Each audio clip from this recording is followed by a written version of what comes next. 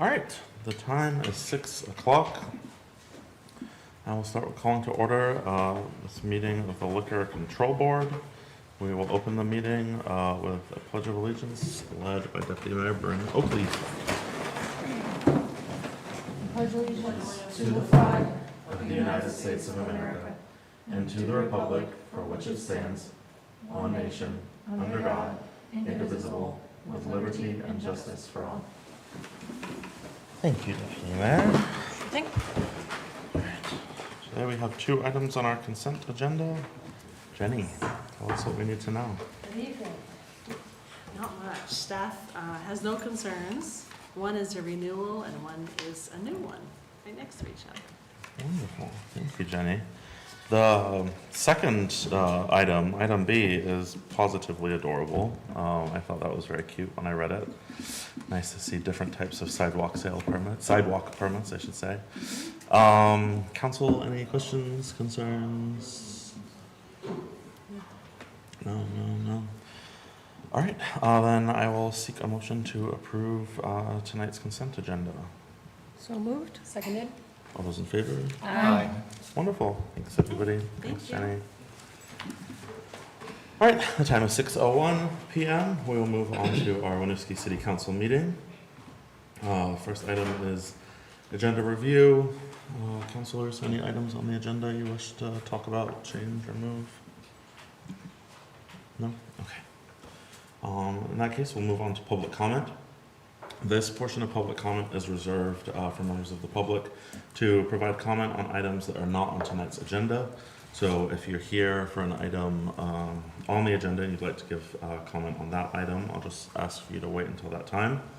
That said, is there anybody in the room or on Zoom who would like to give public comment? And if you are online, I'll just ask you to raise your hand.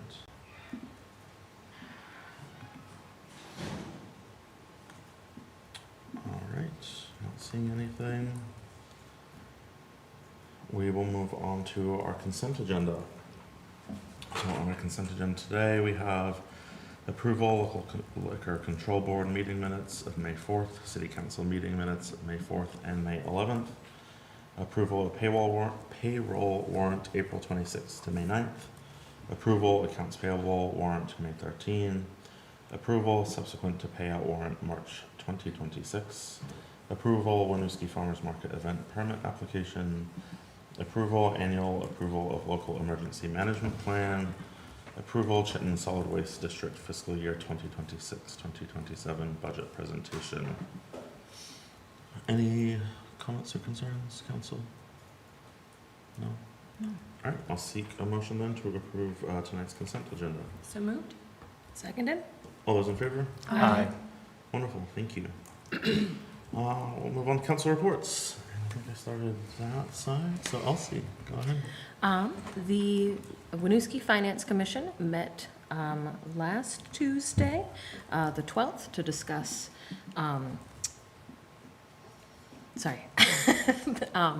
they met to discuss the strategic purchasing policy. Comprehensive purchasing and proposed solicitation procedure, which is an internal policy. And they will meet next month to discuss the composition of the commission, as we have lost a chair, and the role of the commission in general. That's all. Wonderful, thank you. Deputy Mayor. On May 12th, the Safe, Healthy, and Connected Commission met.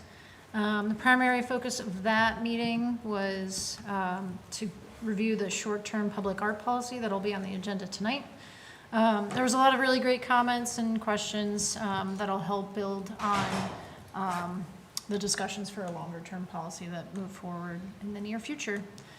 But no significant concerns from the group. And generally, as a straw poll, everyone supported the short-term policy as presented, with minor changes that Ray will go over later on this evening.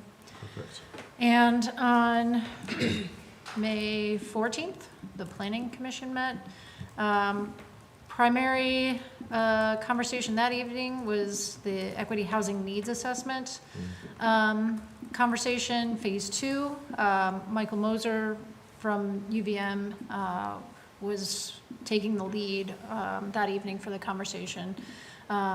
There, I think, are a handful of other scheduled conversations coming up. I believe tomorrow with the Housing Commission, they'll be having a similar discussion, and then a few more before wrapping up and moving over to Phase 3. So a report on the discussions will be coming shortly, but recommendations and a report probably later this fall.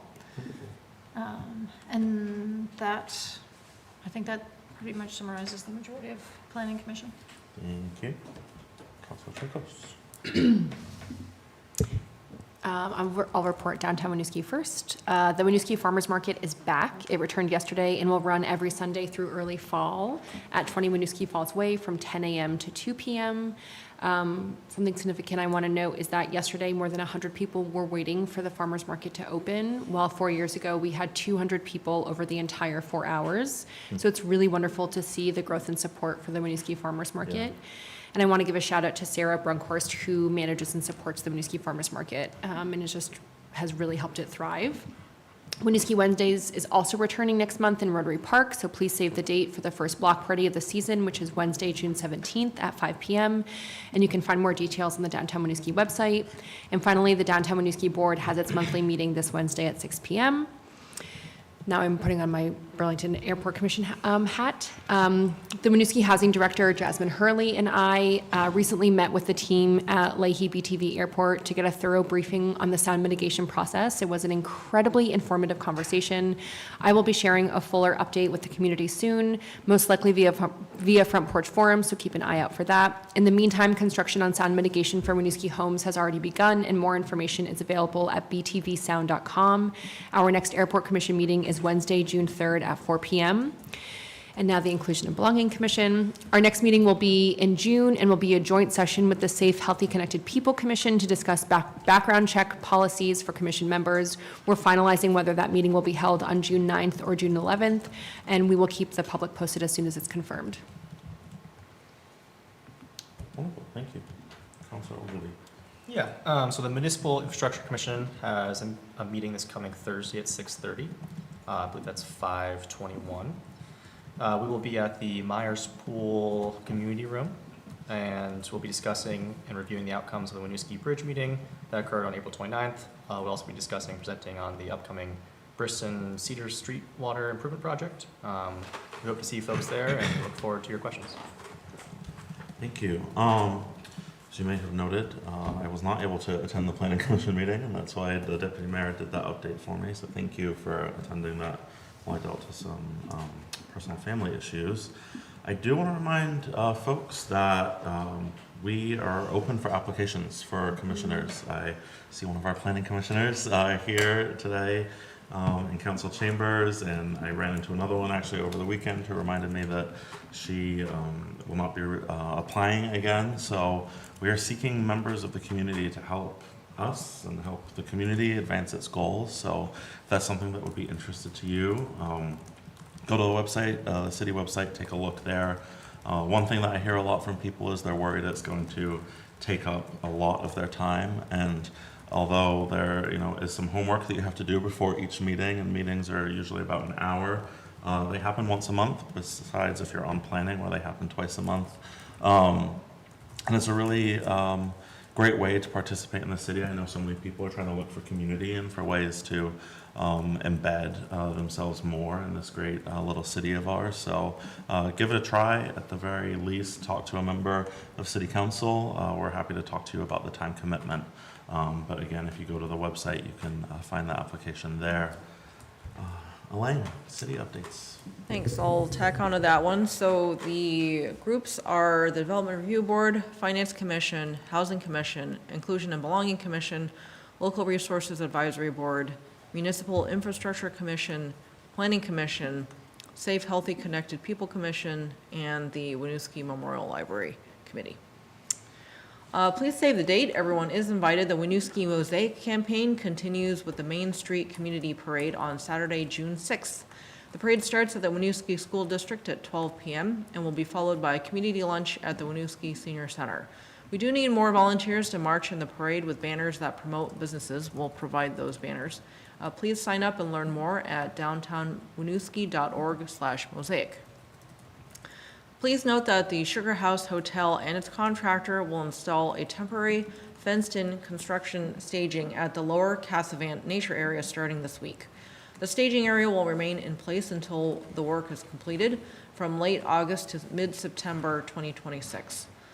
Work includes removal of gravel road access, improved access via a boardwalk, and wetland restoration. Visitors are asked to steer clear of the staging area. Our annual leash law reminder was sent out on all city channels this month. Residents and visitors are encouraged to review the update and to please always keep your dogs on their leashes in Winooski. The only off-leash area in the city is at the West Allen Street Dog Park. There is no dog park in Cassavant. Remember, not everyone feels comfortable around dogs, and keeping them leashed ensures everyone's safety, including your dogs. And finally, the City of Winooski Department of Public Works has begun hydrant flushing around Winooski. This is routine annual maintenance which helps the city's water distribution system, ensures adequate flow for fire department use, and improves the water quality for residents by clearing out mineral deposits. Residents and businesses may experience low water pressure and temporary water discoloration during this process. Although the water remains safe to use, we do recommend running a cold water tap for several minutes until the water clears before using it for drinking, cooking, or laundry. Please avoid using hot water while discoloration is present, as sediment may enter your hot water heater. That's it. Wonderful, thank you. All right, we'll move on to our regular items now. Our first item is a public hearing for the condemnation for temporary and permanent rights for the Burlington-Winooski Bridge project.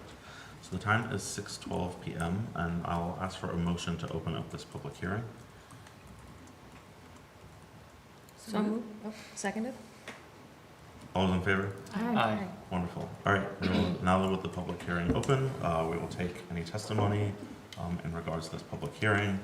John, will you be doing an introduction to this? Sure. Yep, I'll do a quick intro. So this is related to the Burlington-Winooski Bridge. So on March 24th, 2026, we received a letter request from VTrans for the city to proceed with condemnation proceedings for temporary and permanent rights for the Woolen Mill Associates. This property is located at 20 Canal Street. So we've got a few guests here tonight, and I guess first I'll introduce Christian Chorba. Christian represents the city. He's our condemnation attorney, who's with Downs Rachel Martin. So I think what Christian will do is kind of give you the overview of the condemnation proceedings, and then after that, I believe Josh from HNTV will go through a presentation on that. So one quick item. So tonight is just a hearing. No decisions are requested to be made tonight. This is just to gather information and ask any questions. Perfect. Thank you, John.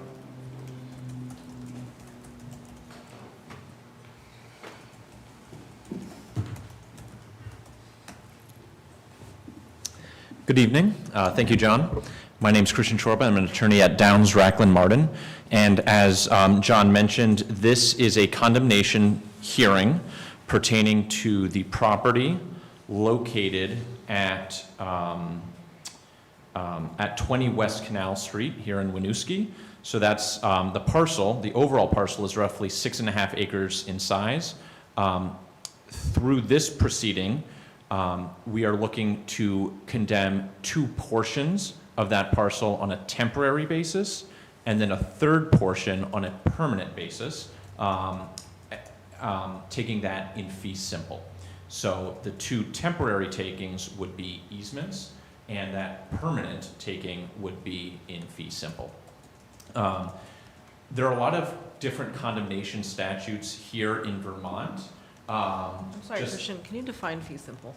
Yeah, fee simple is in so many words, ownership, just basic overall ownership, whereas an easement is a right to enter onto or use another's land.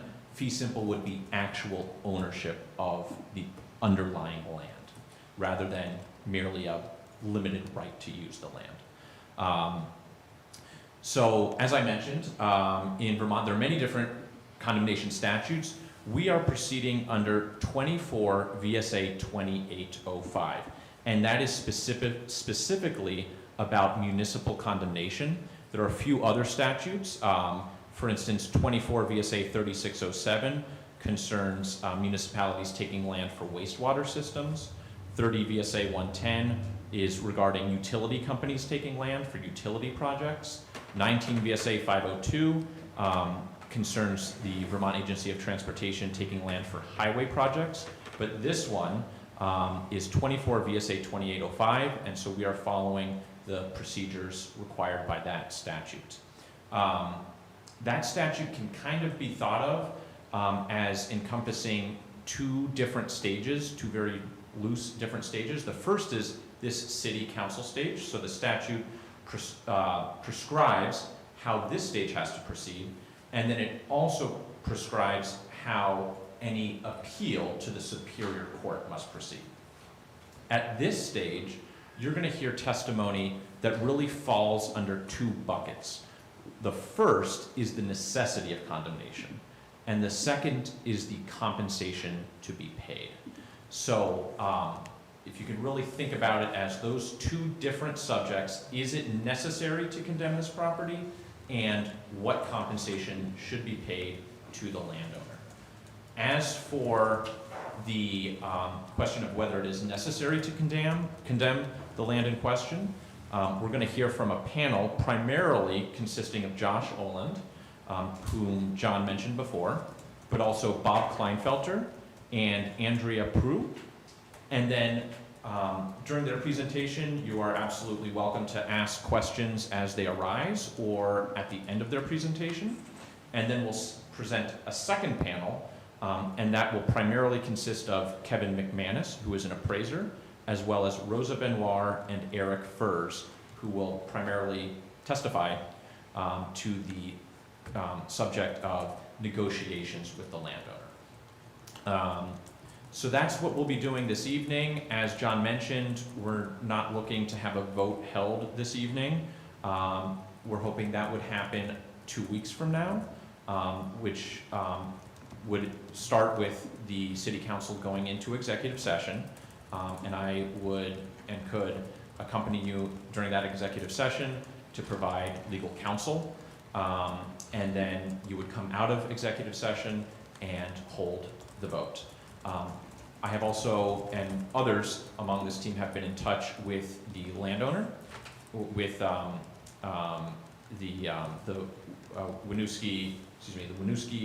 Woolen Mill Associates, as well as with their attorney.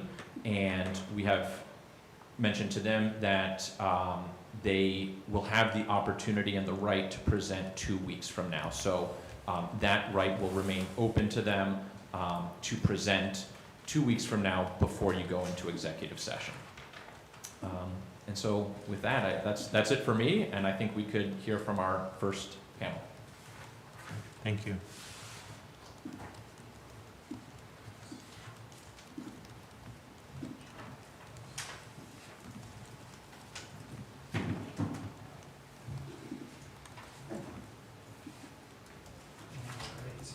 Good evening.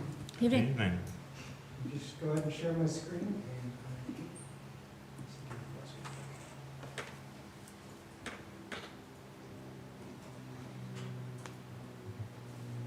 All right.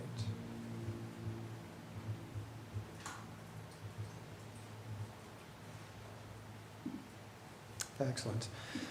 So as Christian mentioned, I'm going to start walking us through kind of the necessity side of this property.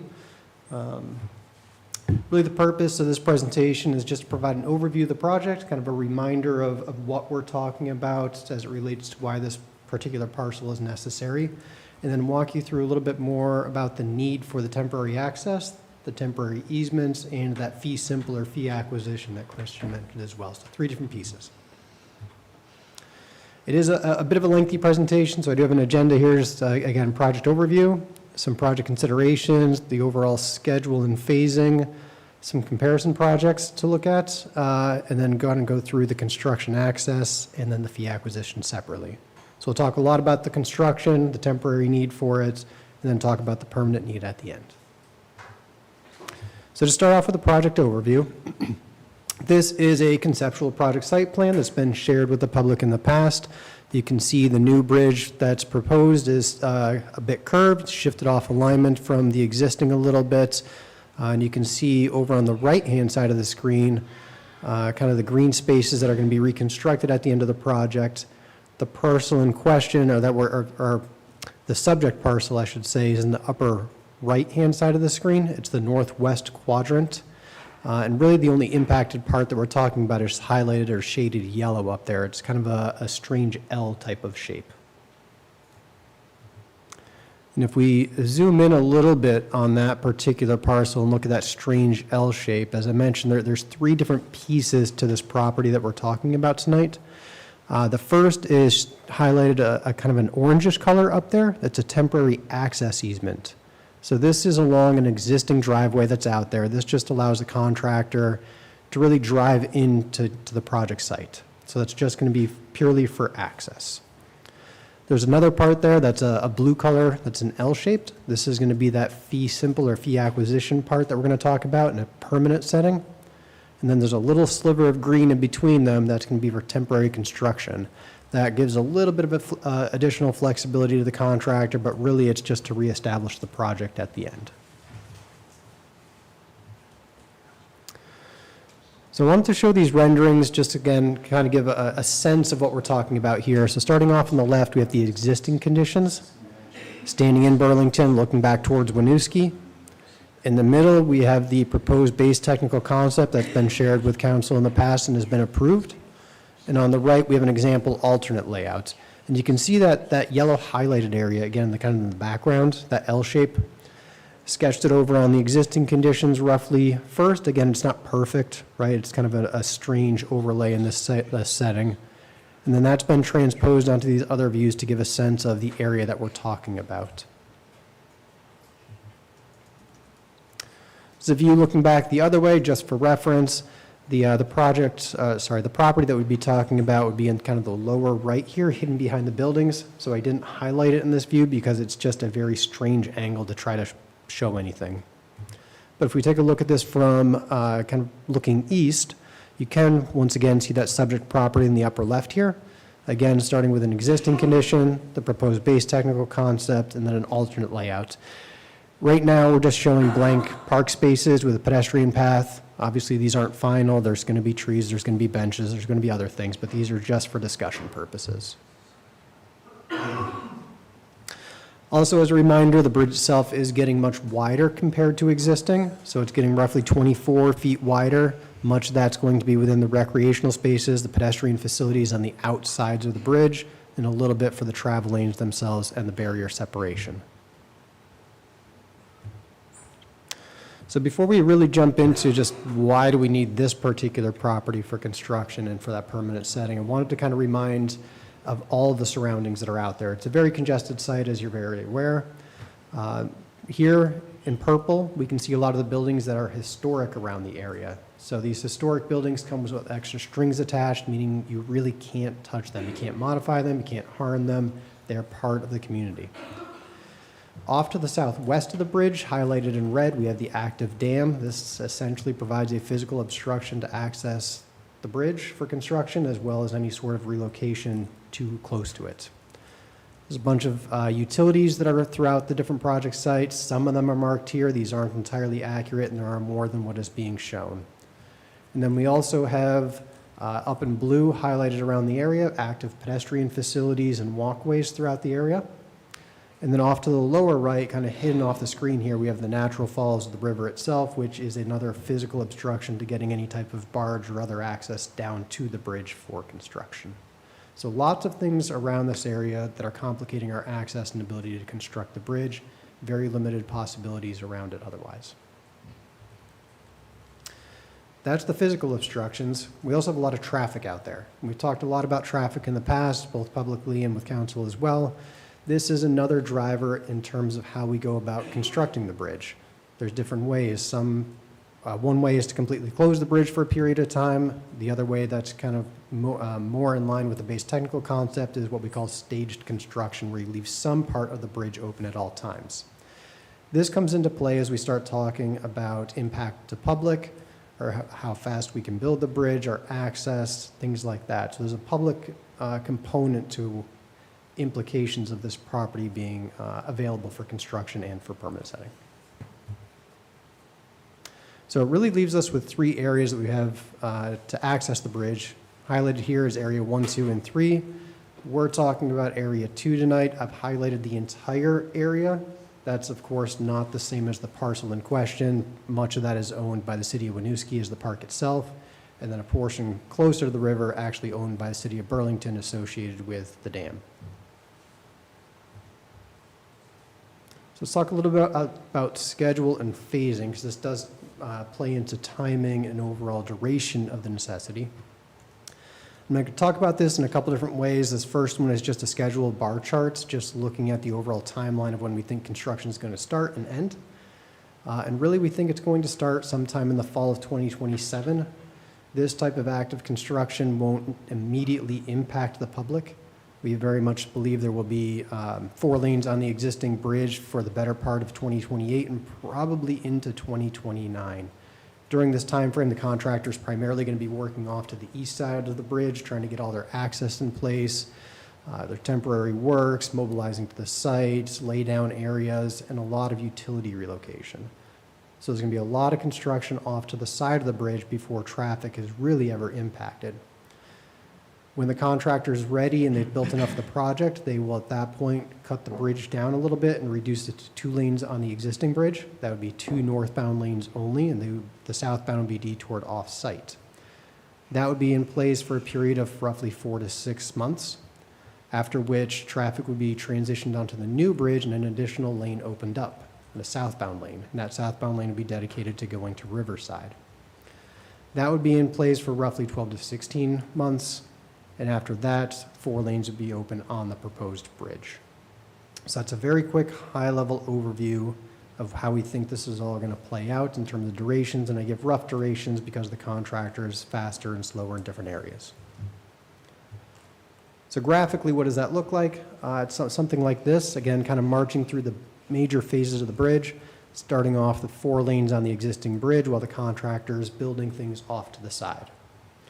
Then when they're ready, they're going to cut down the part of the existing bridge but leave 2 lanes open, those northbound lanes only with southbound detoured. As they continue to make progress on the new bridge and get it ready to open to traffic, they'll then transition 3 lanes onto that new bridge, 2 northbound, 1 southbound that's dedicated to Riverside. They will then complete demolition of the existing bridge and open the new bridge back up to 4 lanes. And of course, as we mentioned in the past, pedestrian traffic will be maintained at all times throughout construction. So I've kind of given you the overview of traffic, but really what does that look like on the site, right? What are we impacting? How are we accessing the site? Why do we need this particular parcel? So I'm going to step through just a series of construction slides here. I'm not going to get into nitty-gritty detail, but just kind of a visual of how we think we're accessing the site and what this means, and then I'll talk about some comparable projects as well. So starting off here with phase 1, as I've mentioned, 4 lanes on that existing bridge, with really the contractor accessing the site from the adjacent parcels, those areas 1, 2, and 3, as I showed in a different slide. This lets the contractor get to the site, have some laydown area, get their toolboxes up, and start building into the river so they can actually build the bridge. From there, still 4 lanes on the bridge, they start to build the supports for the bridge, the new bridge, the abutments and the piers, and you can see those kind of clouded in some little red areas. Once they get past having the supports up, kind of up and out of the water and it's ready for the steel girders, that's when the contractor is going to start to transition the existing bridge down to 2 lanes.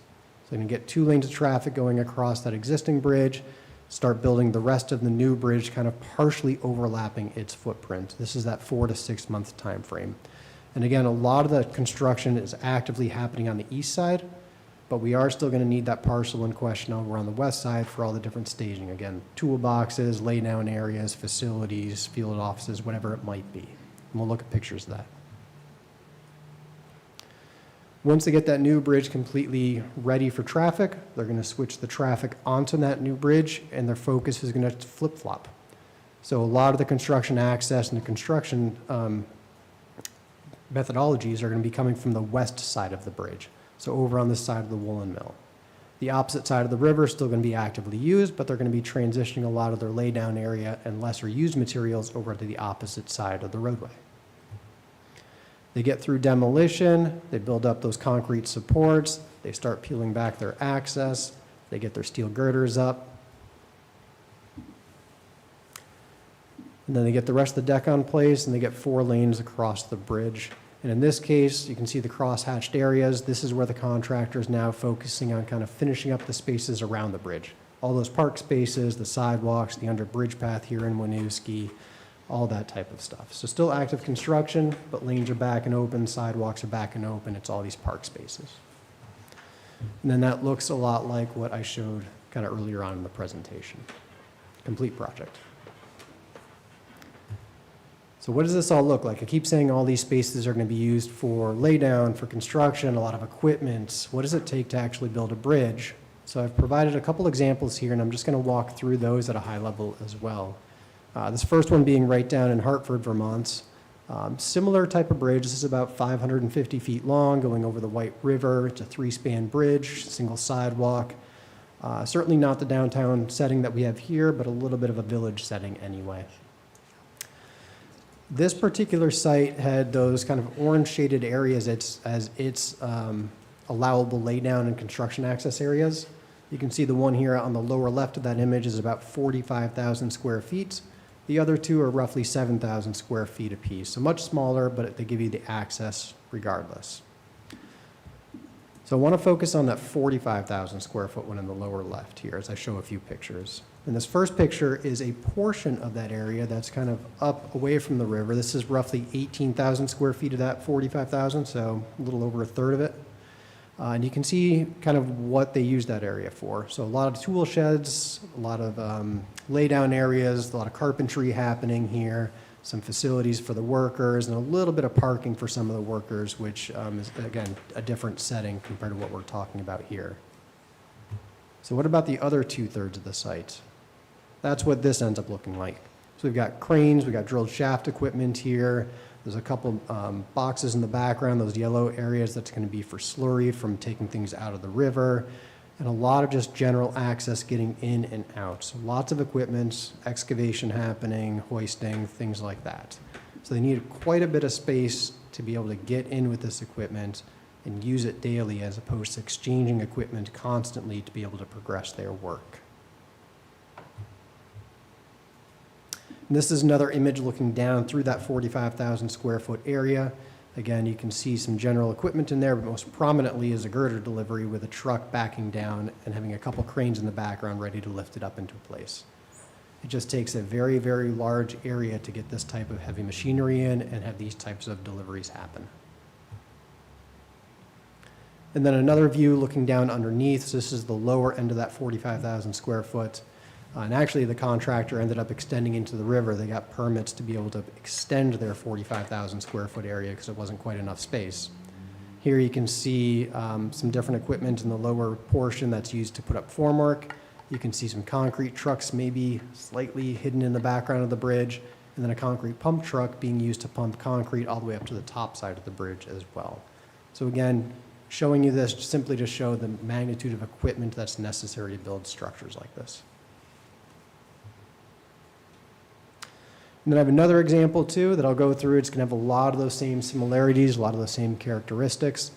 This bridge is much larger. This one's around 1,800 square feet, but same type of thing. It's a steel girder bridge with a sidewalk going over a river. Most prominently in the lower portion of this image is a 90,000 square foot laydown area, but we also have scattered across there a 15,000, a 25,000, a 30,000. So there's a lot of different areas out there for this contractor to work. This is a view of that 90,000 square foot area. So again, you can see a large crane out there getting ready to help with formwork for setting girders, et cetera. Lots of laydown areas around this site for those different materials, for rebar deliveries, for tools, for formwork. You can see storage sheds off to the side, as well as facilities for the workers themselves. Looking at the tail end of this 90,000 square foot area, we can see an access road that's been carved down through the area to get down to the river itself and have access for construction. Here we can see a couple cranes that need to be in place to install the steel girders, very much like what we're going to need here in Winooski. So again, large access, large equipment, large material deliveries. Another similar image as we saw for that Hartford project. I've got a couple concrete trucks backed up to a pumper down below just to put the deck in place. So again, lots and lots of laydown area, material area needed to build this type of structure. So I've provided some examples, some construction access phasing, or construction phasing diagrams rather.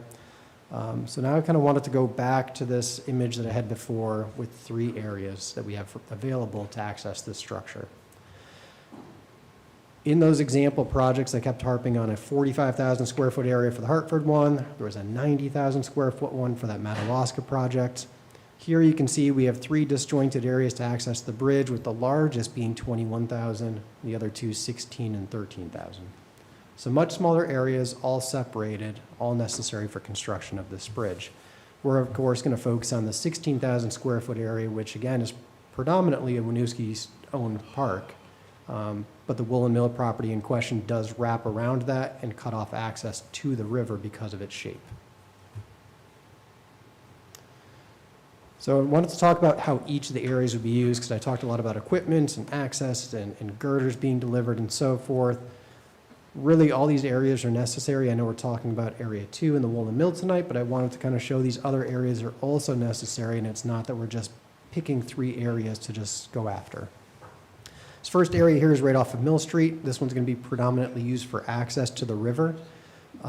As you can see here in this image on the right, there's 3 different hatchings. The kind of the cross-hatched area is going to be for active construction. That's where those concrete supports, the abutments, are going to be coming up out of the water.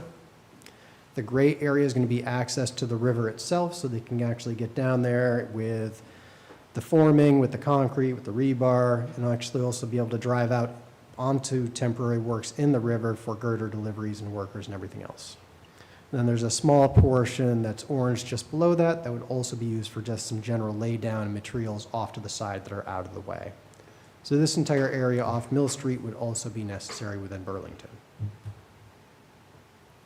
This is the area that we've been talking about for the Woolen Mill. If you look at the image there on the right, you can see I'm encompassing, again, the Winooski property, a portion of the Woolen Mill, and then even a little bit of the Burlington property next to it as well. That area in total is 16,000 square feet. But if you can make it out, that L-shaped area that's in there is the Woolen Mill property, and that does cut off access for the contractor to be able to actually get to the river, which is part of the need for this. Again, this would be used predominantly for laydown, for materials, for field offices and storage for that first phase of the project as they're working on the east. They would then flip-flop, and this would be used for active construction and access to the river as they're building on the west. And then finally, this other area that goes through some Winooski area as well as the hotel groups area.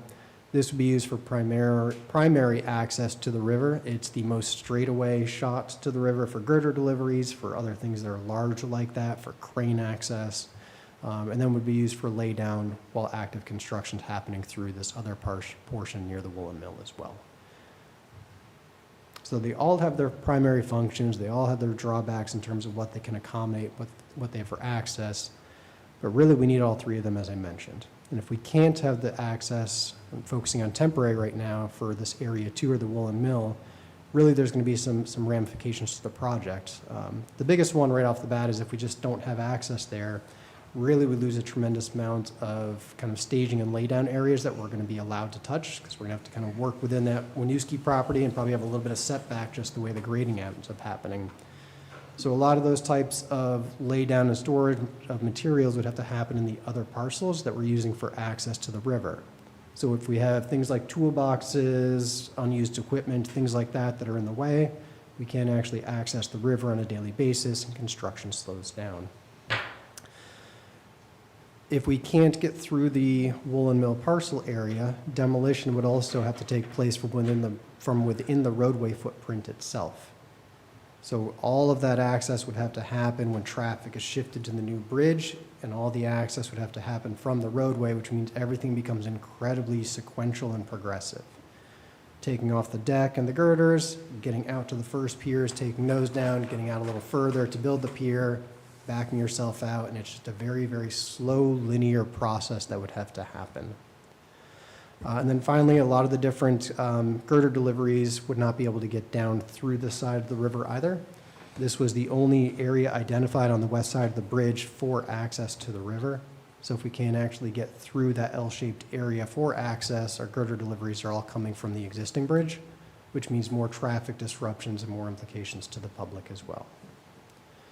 So kind of putting that in bigger picture terms, we had done this assessment a while back, but community impacts, generally speaking, we'd estimate that if we don't have access to this area, the project would probably take about 6 months longer. The bridge would be about 15% more costly as an estimate, and it would probably have a user cost of roughly $14.5 million more. And that's the impacts to the general public, not a direct project cost, but their own impacts from added time driving around on a detour, gas, depreciation, etc. Yeah.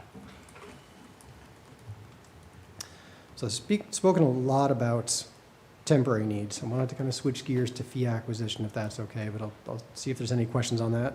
Yeah, that's a good point to pause. Council, do you have any questions come up with you all? I can say mine to the end. You sure? Okay. As a public hearing, I'll also see if anybody in the public has any questions. Anybody online, just raise your hand. All right, thanks, Josh.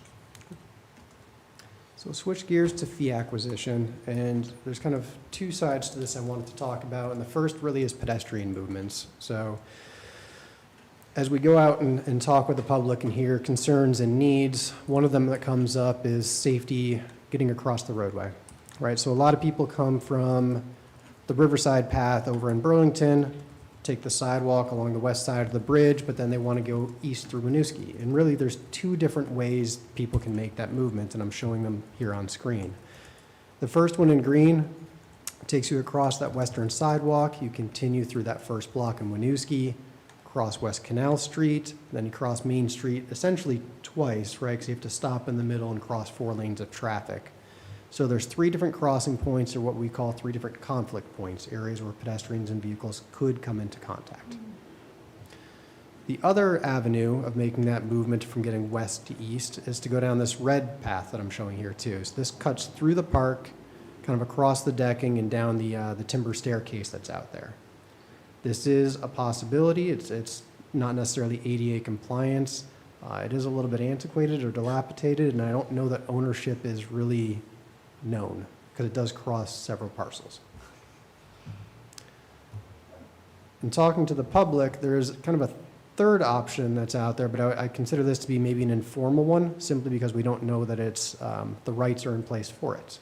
So it follows this blue line that we see here, which comes across the bridge, goes to West Canal, then actually goes left, and then comes down the private driveway between the woolen mill, kind of having access down to the dam itself. And then from there, wraps through the under bridge path off to the east and past the Champlain Mill. I don't know that this is a formal one because, like I said, I don't know that the rights are in place along that driveway, and certainly it doesn't meet current standards if that is in place. So taking that a step further and trying to mimic that, because we hear the general public actually makes that movement because they feel safer doing it, we'd like to replicate that actually through the park space that's out there. If we're going to be using this for construction and having to reconstruct it, we think that there's a need to actually improve the pedestrian safety and create a path through this park that actually connects from the roadway to the under bridge path and lets people get to the east safely. This would be a 5% maximum grade to meet ADA compliance. 10 to 12 feet wide, and like I said, generally speaking, around the perimeter like we see here. And again, this is just a green field, not showing trees, benches, everything else that would make it a park. The other side of things, as well as we kind of showed those renderings earlier on about the base technical concept, which shifts us a little bit east, but there's also the allowability or the allowable solution, if you will, by the design build contractor to go back on alignment. And in that case, the bridge might actually shift slightly to the west. It does have a limit of only being able to shift up to 20 feet. That's something that we've imposed on the contractor through different historic or NEPA evaluations. But as we also mentioned, there's the physical obstruction with the dam on the other end of this bridge that wouldn't allow us to move closer anyway. Both Winooski and Burlington, my understanding is there's a little sliver of their own land that's being essentially transitioned to having a permanent highway easement on it to allow this to happen if that were to be the case.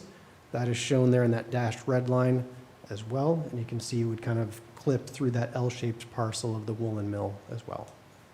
So we've got a kind of a need from a permanent setting to have a path go through this area, and also a slight need to kind of align with the two adjoining parcels and allow the bridge to be placed there if it actually went that way. And then just kind of taking another look at it from the renderings perspective, again, trying to overlay this permanent area that we're talking about getting fee acquisition to. Again, you can see the majority of the path comes down, I'll say that vertical leg of the L over on the left, and then a portion of it passing through it over there on the right as well. With that, I'll open it up to questions. No. You're up. Okay. So, okay, so I'm just gonna scroll up at looking for the temporary easement. So, is there possible damage that'll be done to that access road during construction that would be part of the compensation that is being discussed today? That would be incorporated in that? Gaining the temporary access is part of that. Are you saying would it be damage that would be? So I'm imagining you're gonna use it for through repair for vehicles in some fashion, so. Yep. Is there gonna be excess wear and damage that will have to be included in the compensation for the landowner for their usage? I don't know the actual, what's in the actual appraisal itself in terms Okay. of compensation there, but I do know that the contract itself has the contractor repair any damages to any private or access granted type of parcels like this. So the contractor would have to repair any damage made. Okay. Is there also a secondary staging area that's like outside of this direct broad bridge project? So like the area 1, 2, and 3, is there a secondary one in Colchester or something like that? Nope. Okay. Nope, these are, so we only ever, the agency only ever gets rights that are on-site for construction. Any Okay. sort of off-site areas are going to be by the contractor. Okay. I have a question. Yeah, go ahead. I'm looking at the width of the private driveway. Mhm. Would that need to be widened? Nope, we're not looking to make any modifications to it. We're trying to use it as is. That's why, maybe I kind of glazed over it a little bit quickly in those phasing graphics. When we get around to setting girders during that side of the bridge's construction, we're actually going to have to create a little bit of an access road coming off of Main Street, getting down to the water. Okay. We're not going to be able to deliver girders or anything like that along this private driveway. Yeah, It's too narrow, not long enough. yeah, that's kind of what I thought. Yep.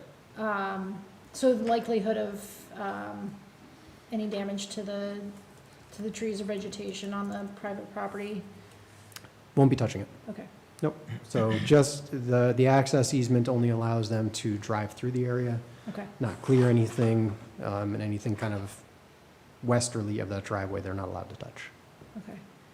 And then another follow-up question. So maintaining the pedestrian use throughout construction, use most of construction, it was hard to tell from the images earlier whether it be downriver or upriver. Yep, it changes throughout construction, so when we're down to 2 lanes on the bridge, it'll be the western side, the downstream side of Yep. it. As we get to the new bridge, it'll be that eastern side. Okay. And then just thinking about the on the Winooski side of the river, the off-ramp access and making sure that, the safety for the pedestrian uses. Yep, they're just gonna have to be, we call them TPARs, they're temporary pedestrian access routes. So Okay. there's gonna be specific traffic control for pedestrians, just like there would be for vehicles. Great, thank you. The temporary construction landings that are, I believe, on Area 1 and Area 3, is there any plan for that on Area 1? Or sorry, Area 2, the one that we're talking about now? There would be some temporary access coming through Area 2 as well. Okay, sorry, the construction onto the river, Mhm. like the gravel beds that you're talking about, they need extra space. Is that gonna happen on this area as well? It'll come through that area, I guess I'll say it that way. Okay.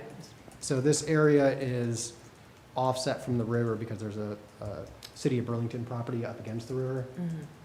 The stone will come out from that City of Burlington property, but it'll come through, access will have to come through the Woolen Mill parcel.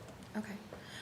And my second question is, and I think you just covered in this temporary pedestrian paths, but Mhm. does that include signage to indicate that you're going around Yes. and lighting? Yes. Okay. Yep. Thank you. I've seen vehicles utilizing this street that we're talking about today to get to the dam. I'm assuming the owners of the dam. Would your construction, if we were to be able to do this easement, impede those vehicles from getting to the dam? Nope, they would have to have coordination, active communication with the owners, but it's gonna be written into the contract. They're not allowed to park vehicles, block vehicles, anything like that. Okay. Perfect. Any other questions? Either. I'm mostly kind of curious about learning about like the history of why the map looks like this for the condemnation. So why is that one section of the temporary construction easement is that small sliver? Why we just did the fee acquisition of that L shape, and then why the temporary access easement is another shape? I just don't know why the whole thing's not fee acquisition, or if they're all of it's all temporary construction. So I'll start with the access, because that one's easy. That just follows the footprint of the existing pavement. So whatever was surveyed, that's what we're looking for, so that's that shape. For the fee simple part, it really came down to kind of squaring up the right-of-way. So obviously taking the part coming straight off of Main Street that goes towards the Woolen Mill.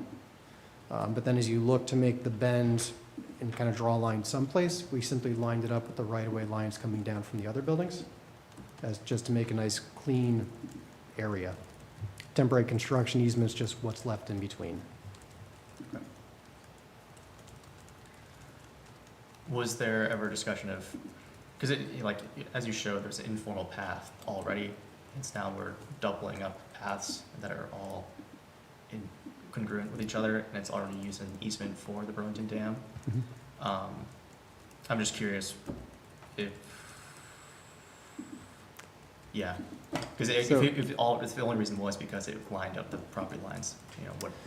Yeah, it lines up nicely with the property lines. It allows us to get the path around the perimeter to have a nice 5% grade actually coming down. Yep. And then provides a little bit of a buffer between Woolen Mill property and then city-owned property to be able to maintain that path as well. So there is a little bit more than just squaring it up. In terms of having the path be separated from the driveway, and I think maybe where you're going is, could we just get the driveway, Yeah. like an easement on the driveway for pedestrians? Even if we could, we would have to make significant updates to that driveway just to meet current codes. It's currently not even really wide enough for two-way vehicles, but as we mentioned, vehicles do come down it, so they gotta leave too, so there's gotta be two-way traffic. And then we would want a separate pedestrian area as well. And so you'd be looking to widen things out, so you'd be taking or modifying property on one side or the other to make this happen. So you'd be looking for some type of other easement or acquisition. Okay. Anything else? Any questions from members of the public, either in the room or online? Okay, not seeing anything in the room. If you're online, just raise your hand. All right, thank you. Thank you so much. Thank you. Do we have other folks from V-Trans who wanted to talk tonight? Bob?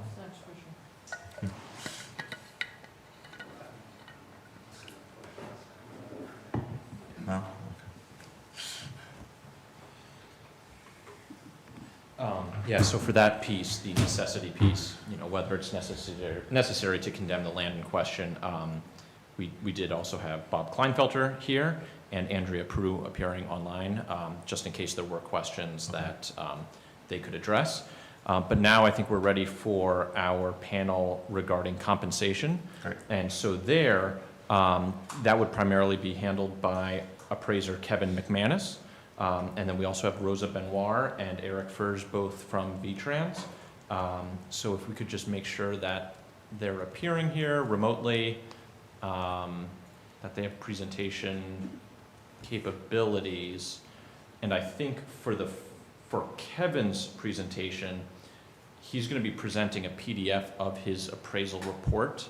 And if whoever's running the Zoom could maybe bring up that report, and I think Kevin is planning on just directing, which page we should be on and where in the page, and he'll just walk us through his report.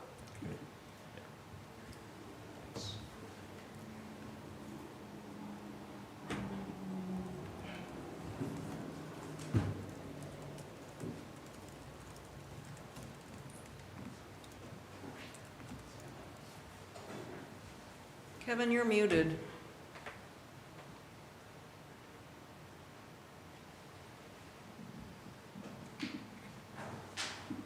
Okay, There you are. good. So I am Kevin McManus. I've been an appraiser since 1986.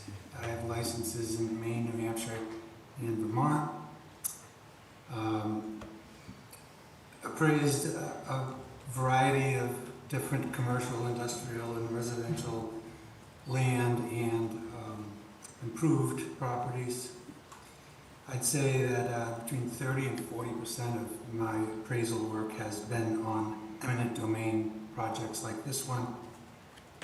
And in particular in Vermont, I've worked on the new Colchester interchange and now the subject Burlington-Winooski Bridge. So an appraisal is developing an opinion of value. I was hired by VTrans to complete appraisals intended to be used as a basis for compensating owners for the acquisition of land or rights or improvements as in the plans. The first page that would be useful to turn to is page 7, which is the site survey.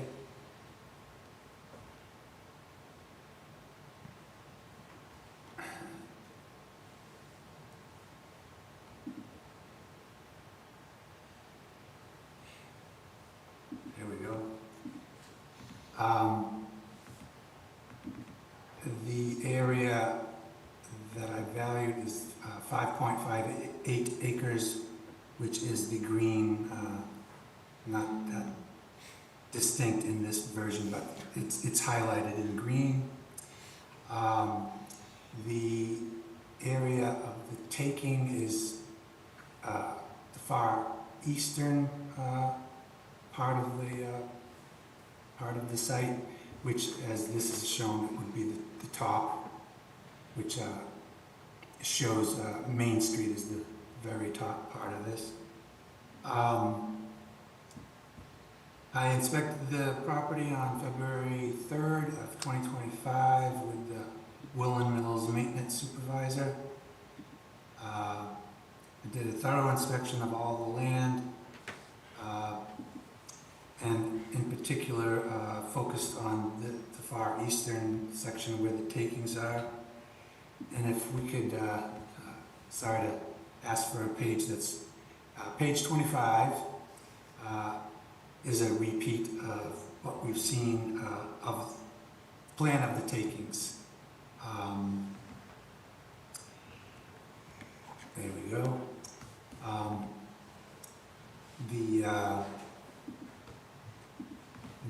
The takings include a fee acquisition of 6,195 square feet. It is not as clear as it was in the previous exhibits, but it's the L-shaped kind of gray section there. And then there is a temporary construction easement of 896 square feet and an access easement of 2,928 square feet for ingress and egress over the drive.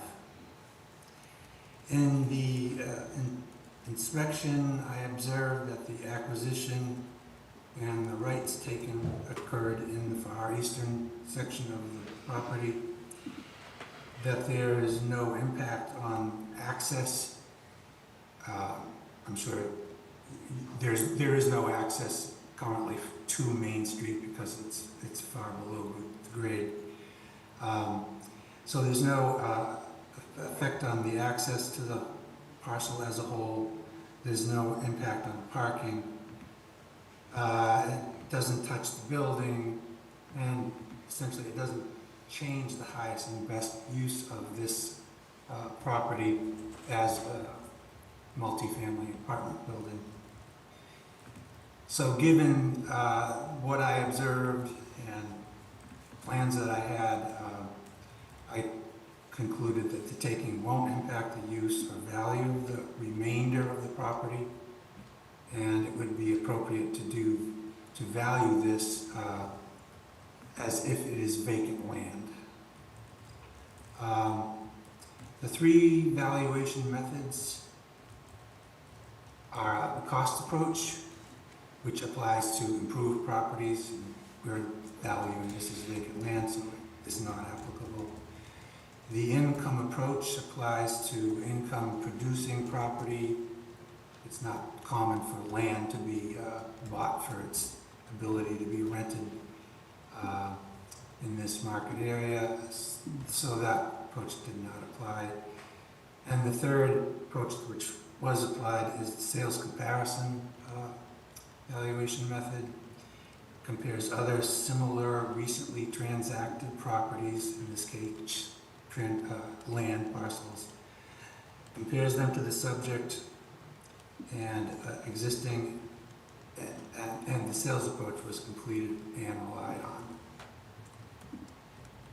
My original report was published in May of 2025, and in that original report, I had chosen commercial land sales in the area, and after V-Trans did a review of that publication, I revised my analysis to more specifically look for and apply multifamily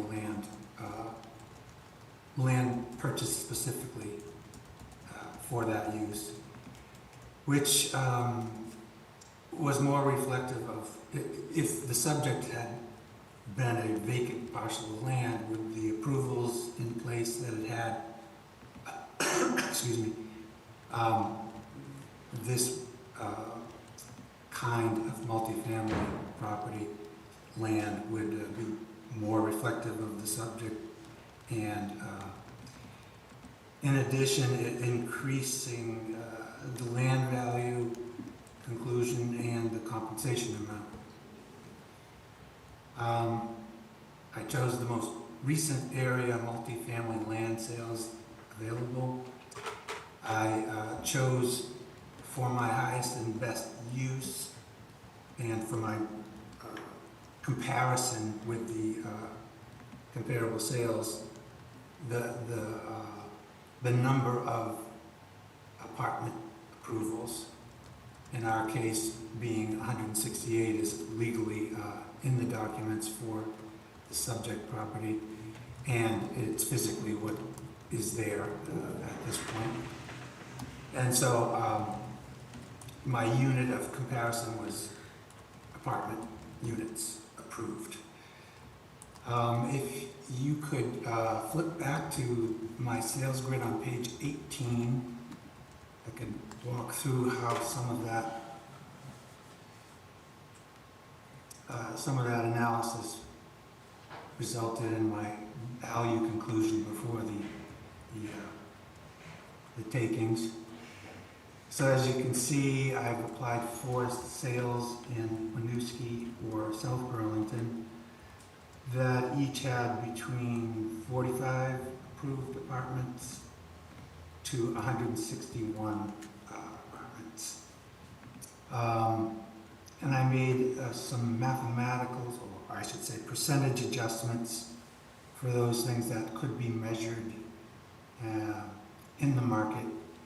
And in this case, if you go down to expenditures at sale, those were adjustments to sales because those buyers needed to get involved in demolition costs. So they in fact paid more than just the amount of money that was transacted in order to have a parcel of land that they could begin to work on. Other factors that were adjusted for measuring or compensating for differences between the subject and the sales. There were conditions and number of approvals, etc., that certainly would impact value, could impact value, but there wasn't sufficient market data to derive a precise percentage adjustment for these. So anyway, there are qualitative adjustments, including condition of sale.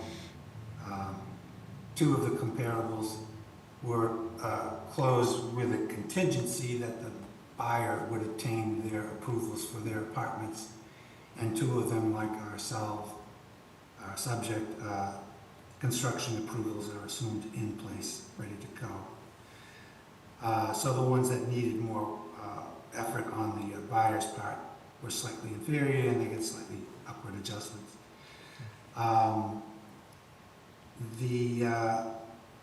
Another category that had more than one adjusted comparable were the apartment units approved, reflecting that there's an inverse relationship between the number of approvals that you're purchasing and the price you may pay for that per approval. So, for instance, the sale 1 and 4 are significantly smaller number of approvals and assumed to have benefited from that cost relationship, and they're adjusted slightly down. And the bottom line is that my value conclusion per approved unit was $23,000, getting down to the very bottom of the grid. $23,000 times 168 apartments concluded a before value of $3,864,000. That equates to $692,473 per acre, or $15.90 per square foot. All right.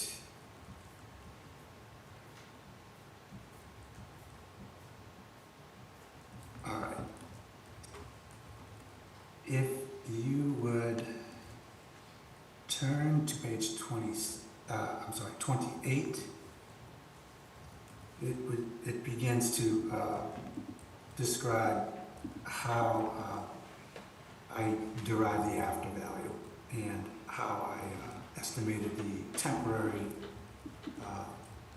the right compensation for the temporary easements. You'll see here that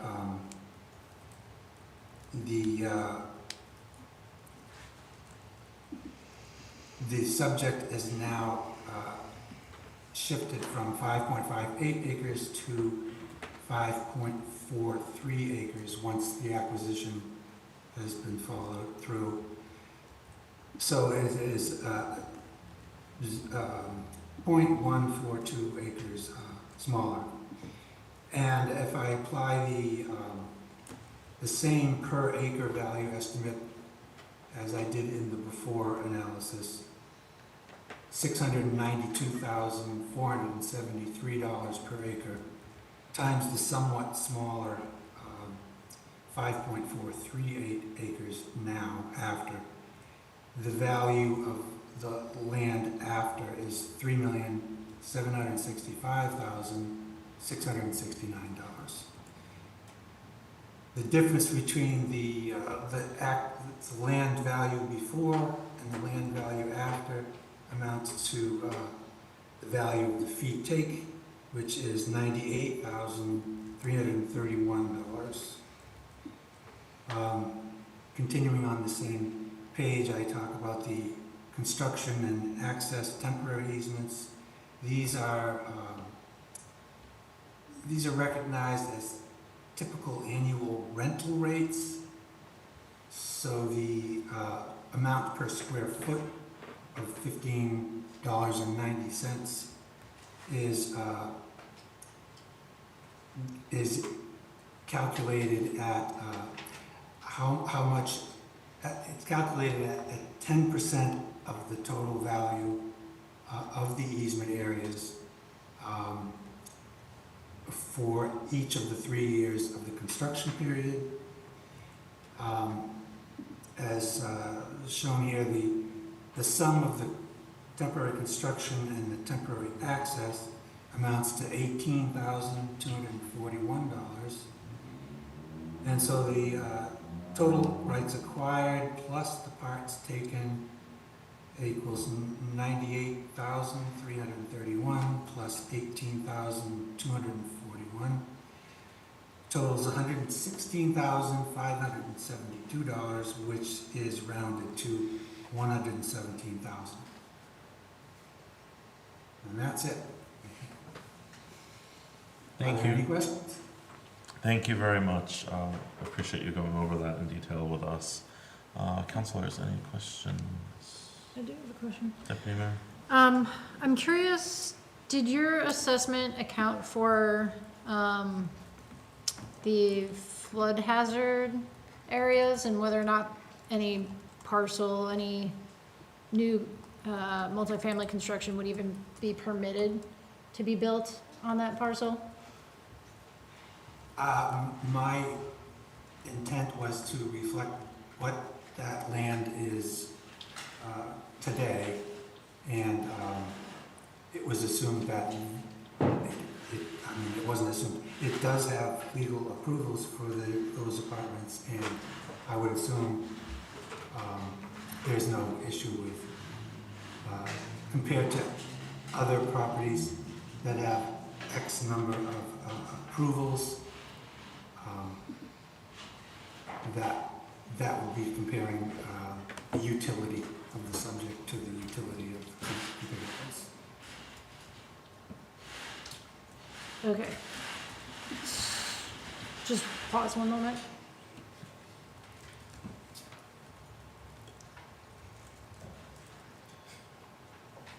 You can go ahead. Thanks. I was having a hard time hearing. So it sounds like the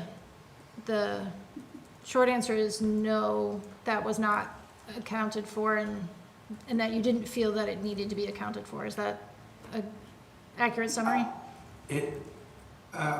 Yeah, Okay, yeah. great. Thank you. Any other questions? None. Any questions from members of the public, either in the room? Sure, come right up. If you'll just state your name and then your comment. Michelle Goodman, 85 Durant Street. So my apologies, I wasn't coming for this tonight, but it's very interesting. So I just have some questions because I didn't understand some things, and I didn't have time to read all of these pages in the 5 minutes I was back there. So the 3.7 million is what the cost is to acquire that piece of L-shaped land?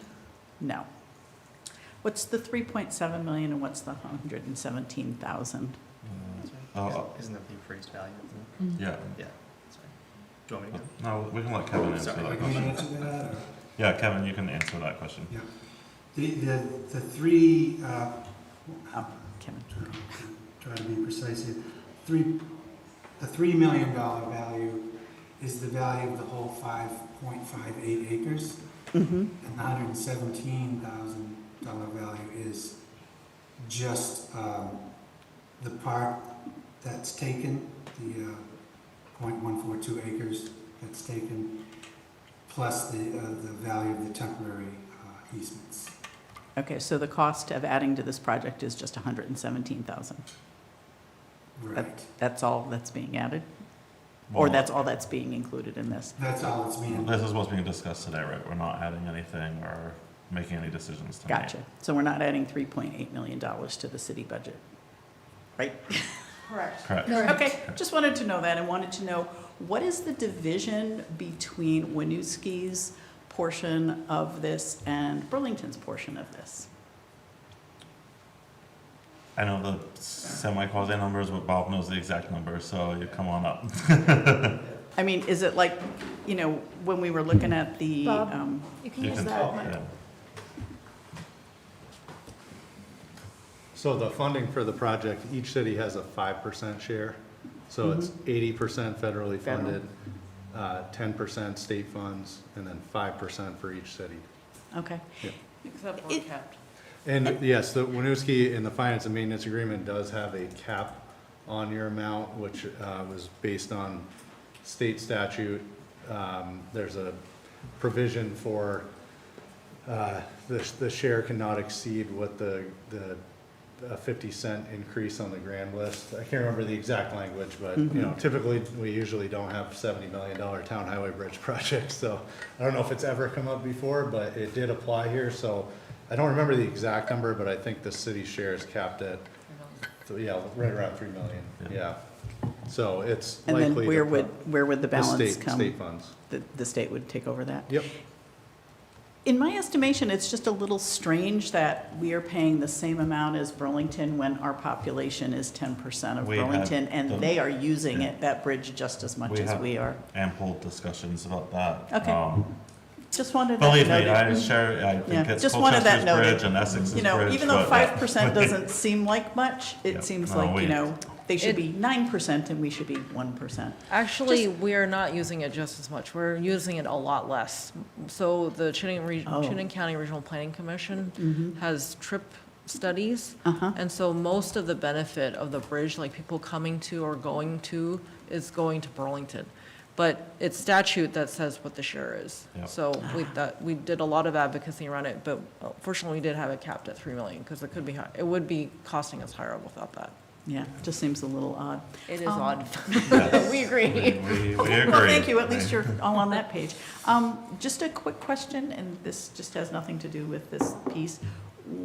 While that is being thought of and there's pedestrian access, will that also be allowable for biking? Or is it only? During the construction? Yes. I believe so, yeah, Okay. yes. Josh is nodding. Yeah, I'm seeing nods Yeah, from the- V-Trans, so Okay. yes. For There would across be the no other way bridge. for us to bike to Burlington? Yes, so during construction, just for the phase where part of the existing bridge is cut down, it'll just be one of the 6-foot sidewalks that's out there, so it will be tight. So you probably, I'm not sure you'd be able to bike across that sidewalk with opposing pedestrians during that phase. The second phase, though, will have the full 12-foot wide barrier separated shared use path on the upstream side. So it would be that 4 to 6 month period where it's the 1 6-foot sidewalk. So Hopefully during the winter. just wanted to clarify that, you may not be able to, you may have to dismount and walk your bike across Oh, for dismounting safety. and walking is but- fine, just as long as. But yes, there there'll be will be that, at a minimum, accessibility, I that guess. 1 6-foot sidewalk across, and that would, but once the new part of the new bridge is built, then it will have the 12-foot wide, Okay, so, yeah. thank you, and thank you for the clarification about that funding piece. Yeah, thank you. Any other comments in the room? No? All right, any comments online? All right, not seeing any comments online. Do we have any other testimony? We do have Rosa Benoit from V-Trans, and then followed by Eric Furs, also from V-Trans.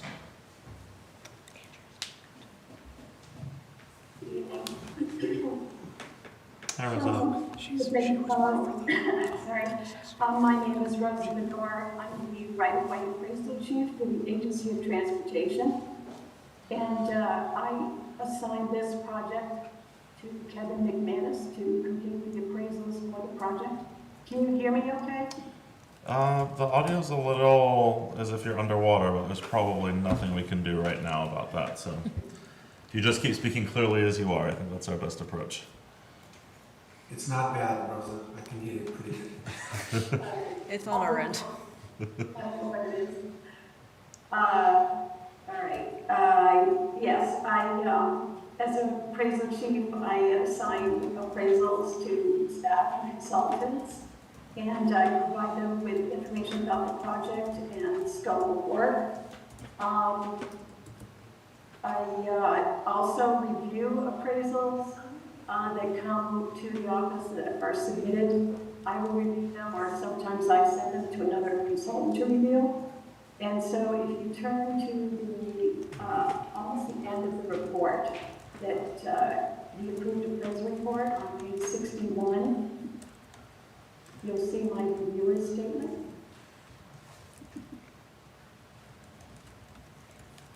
Can you share that again? Just a second, everybody, let me pull up. Okay.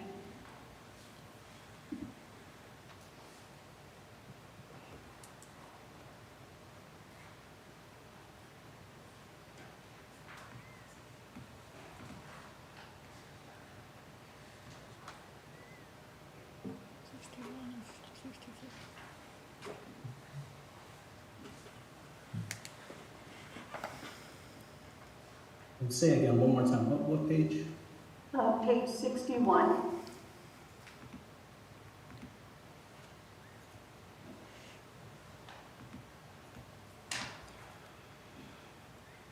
So that, yeah, there you go, thank you.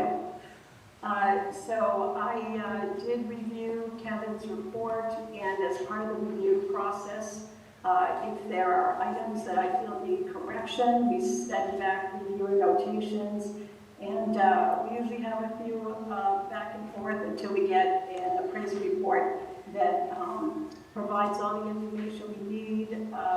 Is, as you can see, where it talks about the scope of work, we look at the appraisal report to make sure it's complete, the information is accurate, it's adequate for the agency's needs, relevant, the information is all relevant for the assignment, and the value is reasonable. And the appraiser also needs to follow the uniform standards of professional appraisal practice, the Code of Federal Regulations, Chapter 49, Part 24, the Uniform Act provides standards for the criteria for appraisal and appraisal review, so we follow those. And also, sometimes the review will include an on-site inspection. I did not inspect the property for this assignment, but I have been in Winooski several times, and I'm familiar with the neighborhood. So I did not inspect the subject property, and I did not inspect the comparable sales, but I live in Vermont, and I've been to the neighborhood, so I didn't feel that was necessary for this review. I recommended this review as a basis for establishing just compensation, which is something that, as the right-of-way appraisal chief, I do set. You can go to the next page. As Kevin mentioned, the before acquisition for the approved appraisal is $3,864,000, and this is based on the land as if vacant, as he said, but also considering what is legally permissible. So it was based on the number of units on the property, because the land and the buildings are actually joined together. They create a value of a whole. And so when we do appraisals, we want the land value to be consistent with what is the whole property value. And the after acquisition value is the value of the land before the project and minus the fee acquisition. And so that is the same value Kevin mentioned, $98,331. And then we add the temporary rights value, $18,241, to combined equals total property compensation of $116,572, which is rounded to $117,000. And I approve this as just compensation as of the effective date of February 3rd, the date Kevin inspected the property, which is the date of value, and approve the report and sign the certification at the end. Do you have any questions? Rosa, thank you very much. Appreciate that analysis. Council, any questions? No questions? No. No. I have a question overall, I guess. Overall for the team or overall for Rosa? Overall for the team. All right, let's do the next presentation and then do that. Okay. Wonderful. Thank you, Rosa. Thank you. And then we had Eric. Okay. Hey, how you doing? Doing well. How are you? I'm doing well, thank you very much. Yeah, all right, so I'll get right into it. My name's Eric Burrs, employed with V-Trans almost 15 years. I'm a right-of-way agent. My job is to acquire the rights. So Rosa's done the value, Rosa's approved the values. Bob and the design team have made the design, and so my job is to present the offer of just compensation and attempt to make the property owner whole. Part of that process includes me sending out what's called an offer package. There was an offer letter that I did submit. I'm not sure if that is available. So, yep, pretty simple. In order to satisfy statute, I have to make what's considered an offer of just compensation. I have to give them time to consider. In this particular case, time of consideration previously by V-Trans has been determined to be 30 days or more. In this case, you can see that my offer letter was dated August 27, 2025. I did send this to the Woolen Mill, courtesy of their attorney. A brief overview is that the offer package includes a color-coded plan showing the rights requested, similar to the stuff that we've already looked at. The appraisal report provided by Kevin, approved by Rosa, and then some legal documents. We actually have an incentive payment program where if property owners sign up quickly enough, they'll get a bonus and just a W-9 and stuff like that. The rest of the offer letter that you can't read just goes on to say that this is offered just compensation. If you'd like to discuss it, have questions, would like to meet on site, you're more than welcome to do so. The reason why you can't see the whole thing is because per statute, we do send this by certified mail. In this case, Tammy Taylor, care of the Woolen Mills, she was my contact info, and then we moved out to their attorneys afterwards. So the card there just shows proof of receipt and acknowledges that I've given adequate time for negotiations. At this point, I'm still in negotiations with the Woolen Mill. We've had active conversations, satisfying some of their needs, but not necessarily all of them. Negotiations are still going on in a positive manner, I would say, and that's where we're at this point. Eric, thank you, and thanks for explaining what the post-its were over the letter. I appreciate that.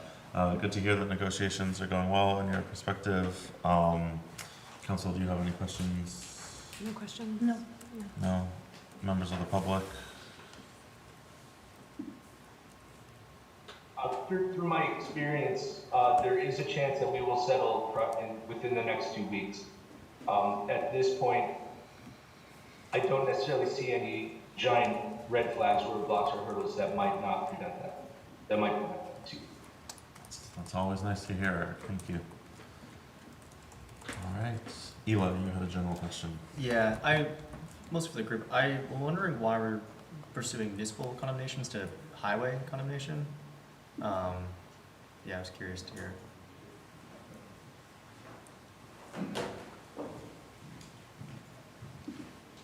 I can at least speak to just, and maybe I misunderstood that, but whether you're talking municipal or state. But the state, V-Trans has no ownership in this bridge.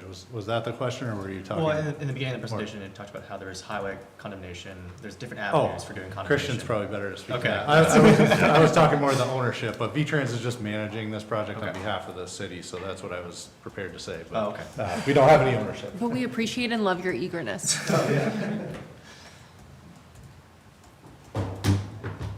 Actually, what Bob was saying is essentially what it boils down to. This is a project that is, being largely funded by V-Trans, but the bridge itself is owned by Winooski and Burlington, and therefore it is a municipal project at the end of the day. That's sort of in a sense, the sovereign that's in charge of this particular project, even though so much of the oversight, the financing, the logistics is provided by V-Trans.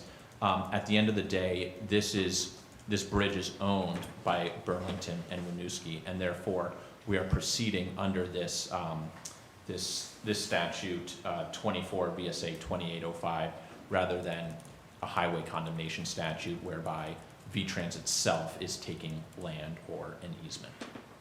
Okay, thank you. Did you know you were a sovereign? What? Sorry. That's just sort of a way of saying. Yeah, the Legal authority, jargon. I should Be say, fun sometimes. is Winooski, not V-Trans. Okay, thank you.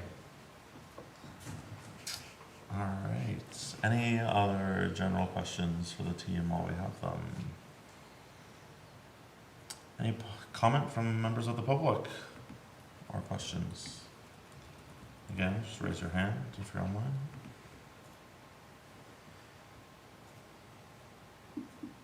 All right. I don't believe we have any other speakers tonight. No. No other speakers today, but as I said in the beginning, the Woolen Mill Associates will have the right to present their case if they so choose 2 weeks from now. Yep. And that is also the date that you would enter into executive session to deliberate the necessity and compensation and then come out and vote on this issue. Wonderful. Yes. Thank you for all Yep. your work too. Yeah, thanks. Thank you so much. Thank you. So I'll close the public hearing, but Elaine, do you also need me to set the next public hearing? That won't be a public hearing, Christian, if I understand that correctly. It'll just be a regular agenda item, is that right? No, that would be part of the public hearing. Okay. Particularly, if the Woolen Mill Associates chooses to contest this compensation, that would be like today. And it would be a city council meeting. Regardless of whether they present, it will be a city council meeting, and you would just simply enter into executive session to deliberate and then come out to do your vote. So yes, right, So- they would need to set, I'm sorry, yes, they would need to set, yes, you would need to set that. they're not just continuing? No, you would continue this. I'm sorry, I misunderstood the question. You would continue this hearing to 2 weeks from So today. that's the motion then, So I right? won't close the hearing then? Correct. Keep the hearing open? Correct, yes. We had a situation like this last year and we kept it open, is my recollection. All right, Okay. thanks. Okay, I'm just gonna say that. So I will keep this hearing open as we will continue this conversation at our meeting on June 1st. Given that, I am also gonna call a 5-minute recess before we move on to item B. We will come back at 7:37. Yep. In there, Thanks, Fred. in that range. Give it to you. Oh, 38. Yeah. Nice. That's all right, close enough. One of these Clock's days. just changed. One of these days. Do you need a snack? No, I just, I had to know, I don't need something sweet and not I'm like a grandfather who. I feel like just, I only have fruit. I just like don't know how I. Thank you. They're delicious. Oh, there is not a doubt in my mind. You don't know what you're missing. I don't know what I'm missing. Yeah. Oh, but I love a fruit bar. They're better than I expected. Oh, I love the car. There was an impulse buy. I might need to switch my chair. Might need to take that. You'll sit very low. You won't It's like an Adjourn chair, but you're trying to do work. my hips are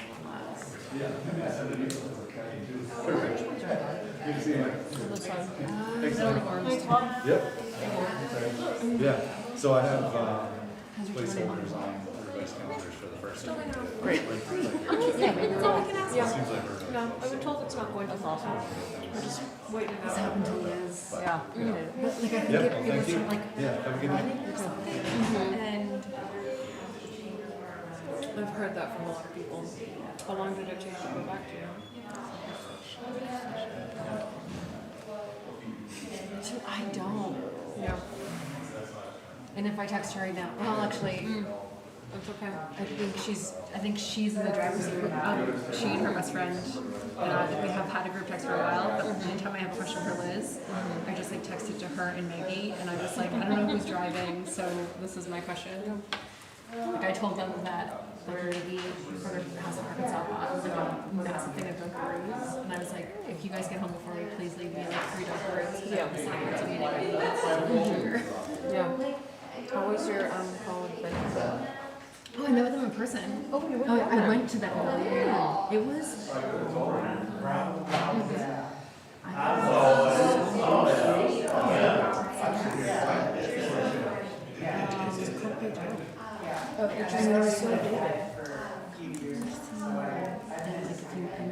The first person I met with was the director of like their version of organizing needs and after.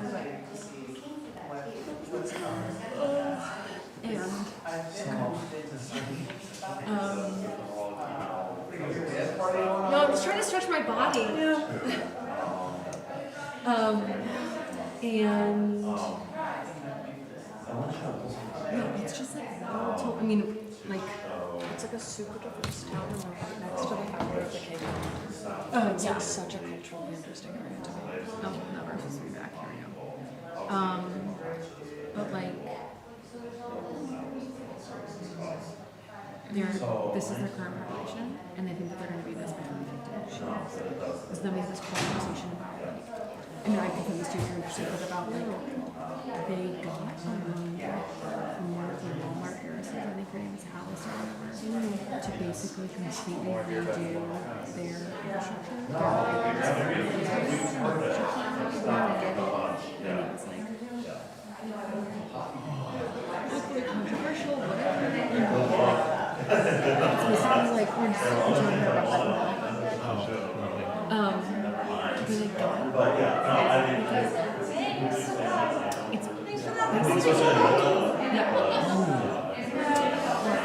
We should chat. Yeah, I do want to hear about this. okay. Yeah, I want to chat with you all the time. It's so curious. You don't know what. Well, I wanted to hear more about like their struggles, their successes. Oh, yeah. It's. Can I mean, I'll literally just share this with you right now. Oh my gosh, it's just past the 5 minutes. I know, but it was a long one. We needed a break. Okay. Everyone needs to stretch. We'll set it straight.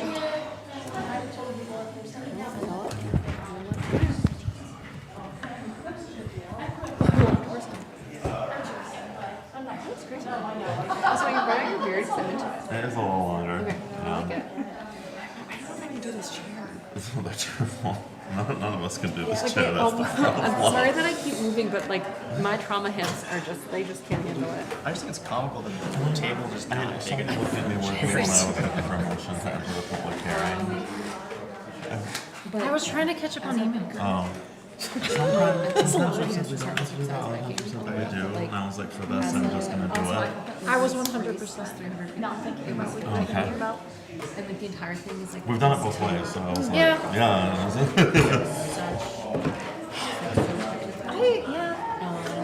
Like she. I think I've heard some responses from my past. Yes, but I guess it's okay either way. I think you have to vote to close the hearing, right? Yeah, but then I'm gonna vote to open it. Oh, that's true. But yeah, I'm just gonna do it. There's just, I don't know what I you don't have know to if do. there's much harm in over, right? Well, that's the thing. I was Yeah. like, yeah, when you under is when they. Yes. Yeah. And you're like, well, All right. The time is 7:39. We will come back from our break. And we will enter into another public hearing for amendments to Unified Land Use and Development Regulations. Can I get a motion to enter this public hearing? So moved? second. All those in favor? Aye. Wonderful. Revy, Jazz, are we hearing from both of you on this one? Jasmine, I've never called you Jazz. I was just- Hope that is all right. And the thing is like, is that what we're calling you? Okay. But we're not your family because that's fine. Because work won't love you back. Okay, so the amendments in front of you are in regards to character of the area considerations. You last reviewed this last month on April 6th. The amendments on its face appear straightforward in removing language that refer to character of the area as a review criteria for DRB review and approval. In the discussions, this has come up in light of the how the Armory project was reviewed. However, notwithstanding the Armory, it's important for the city to be in alignment with state statute. Per state statute, the DRB can't make decisions or base any decisions if a project meets the maximum density requirements, maximum height requirements, dimensional requirements, any and every discrete requirements in the zoning. So this amendment would remove any sort of language that would make a decision seem arbitrary or capricious on its face. So at this point, I'll turn it over to you for questions. I know I received some questions in advance, and I can address those accordingly, up to you. Wonderful. Thank you very much. I know that planning commission member had raised some, the wrong language had been primarily posted originally. Has that been updated on what folks are seeing online now? Yes, so Yes, that was okay. only in regards to section 5.14. I think there was some copy paste error because I had like Oh, yeah, those no, amendments totally and made sense. I just want to make switching sure. files across, so. Yeah. Okay, perfect. Yeah, that was not pertinent to this item, it'll be pertinent to the next item. All right, so as this is a public hearing, councilors, let's start with you all. Do you have questions or comments on what you're seeing today? And I guess I just said I'll start with you all. I would like to say, you know, this is an item that was concerning to members of this body. Planning Commission also was talking about it kind of at the same time that we were. And I just want to recognize the work that they put in very quickly to address the concerns that we had shared. It was, they worked hard on this for a while. You'll recall that I was presenting during our updates about all of the changes to the ULUDR and listing off many sections to you all. But planning folks, some of you are here, but to those of you who aren't, just thank you for the work that you put into making these changes that council and the community thought were important. So thanks. Now, council, if you have any questions. I know you do. Yeah, I mean, there's a lot, there's a lot of material here, and there's been a great deal of public comment. So just wanting to move forward very intentionally and cautiously. I think one of the things I'd ask is if there was a crosswalk or of some sorts where comments, if they were addressed, that we received previously, if it was indicated whether or not, like, yes, this was addressed in section 5.14A, or, you know, just so it's easier to see like the exact correlation between this comment was received, it's been addressed here. This comment was received, we cannot incorporate this comment because of statutory authority. So essentially, like, if there's been anything to help capture the comments received and provide that inventory of whether or not it was incorporated and how it was incorporated, and if not, the why not. Yeah, for this set of amendments, I didn't have any type of log like that. These were rather straightforward when it came to the planning commission as well. It felt quicker than the next set of amendments that you're going to review. So it's hard to say what kind of log would even come out of that. But I think that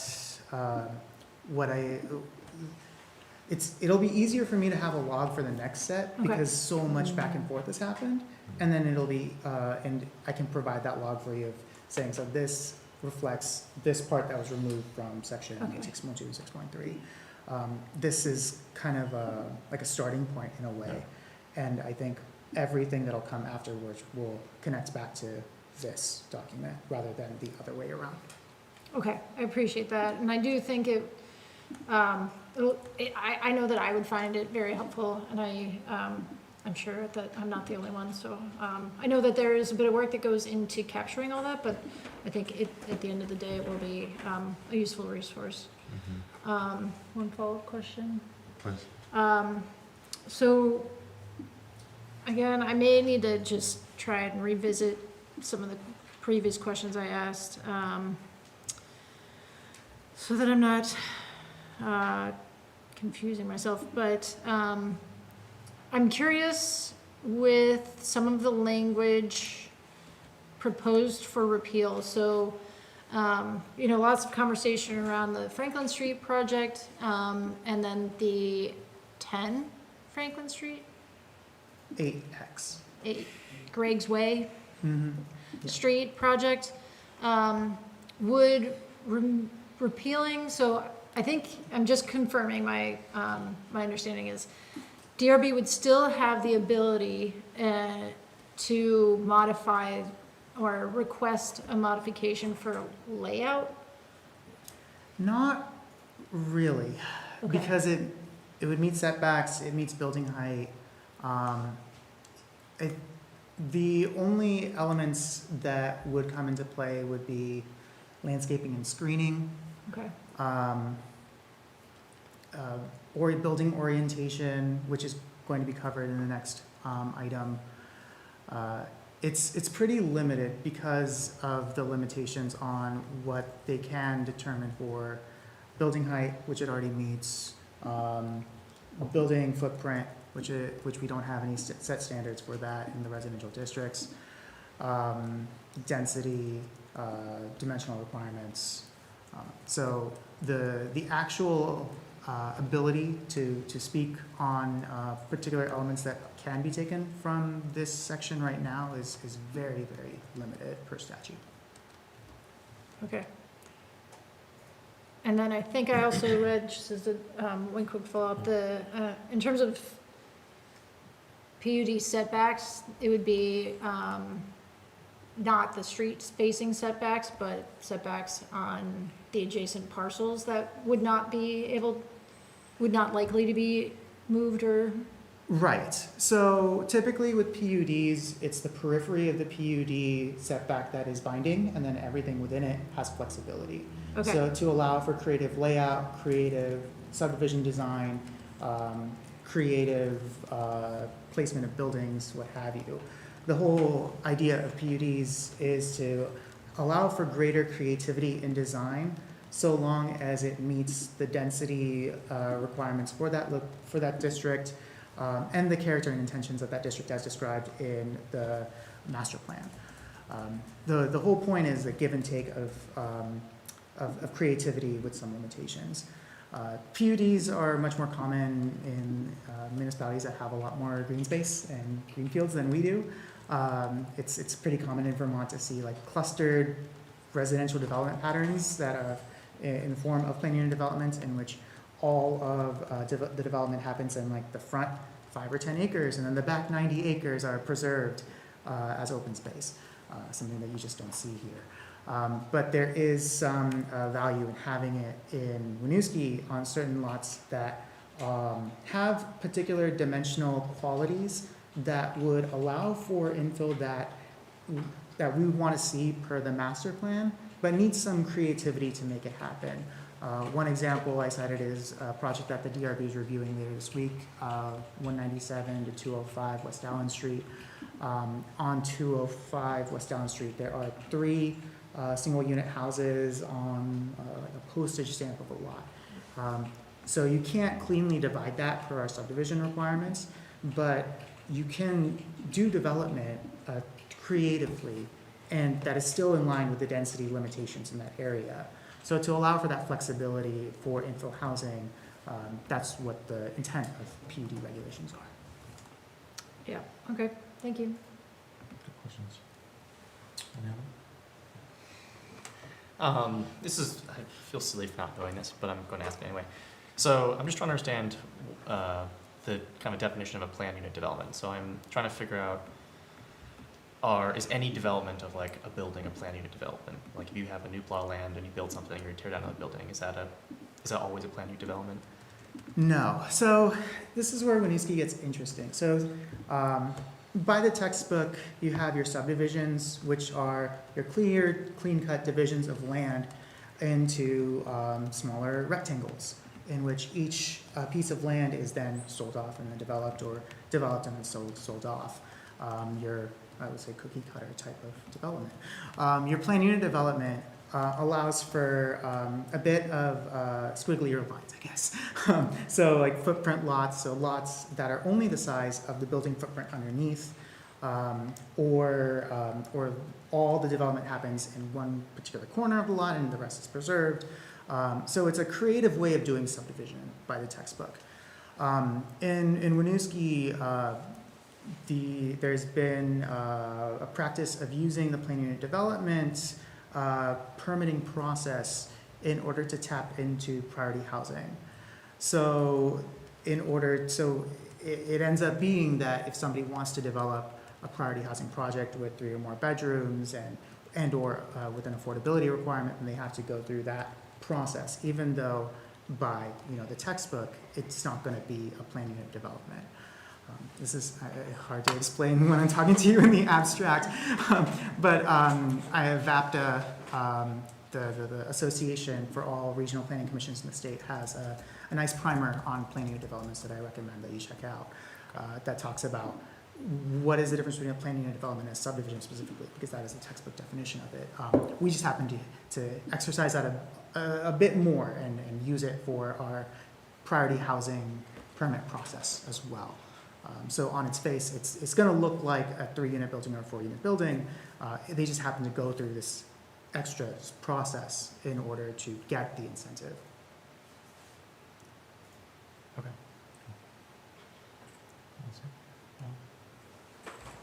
I'll let folks think. Members of the public, anything you'd like to add? Questions, comments about this public hearing? Hello. Abby Lighting, resident on Russell, and also planning commission member. And I just want to speak to state statute that's being referred to for this. Because as the planning commission has been reviewing it, we were told the changes were required for state statute. And then I had a resident reach out and say, what is actually the state statute? And that was the first time I actually looked at state statute. And it really talks about this requirement is for affordable housing units. And that's where traditionally you've seen bad behavior in terms of trying to keep certain elements out of neighborhoods. It's been affordable housing projects. So the state proactively, from what I could read, proactively put in language in there saying character of the neighborhood could no longer be used to stop affordable housing projects. And so knowing that it was based on affordable housing, I'm feeling like maybe we stripped the public's ability, the DRB's ability to have input on non-affordable housing, for-profit, market rate housing inadvertently.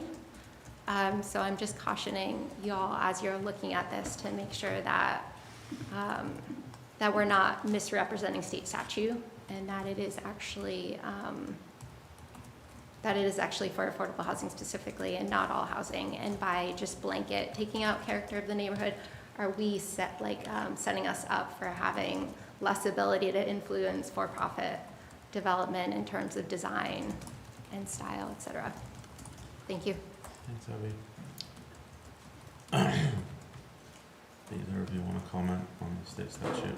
Yeah, so per state statute, so I had a memo for the Planning Commission back in February, and this came up, 4464 7A.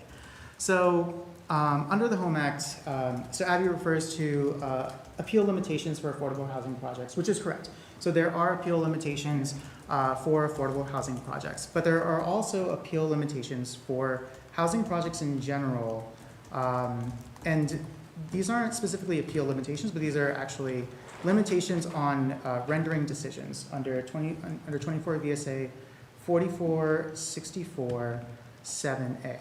So under 4464 7A, let me just pull it up so I can read it. Decision rendered by the appropriate municipal panel, which is our DRB, for a housing development or the housing portion of a mixed-use development shall not, 1, require a larger lot size than the minimum as determined in the municipal bylaws, require more parking spaces than the minimum as determined in the municipal bylaws and in section 4414 of this title, limit the building size to less than that allowed in the municipal bylaws, including reducing the building footprint or height, limit the density of dwelling units to below that allowed in the municipal bylaws, and otherwise disallow a development to abide by the minimum or maximum applicable municipal standards.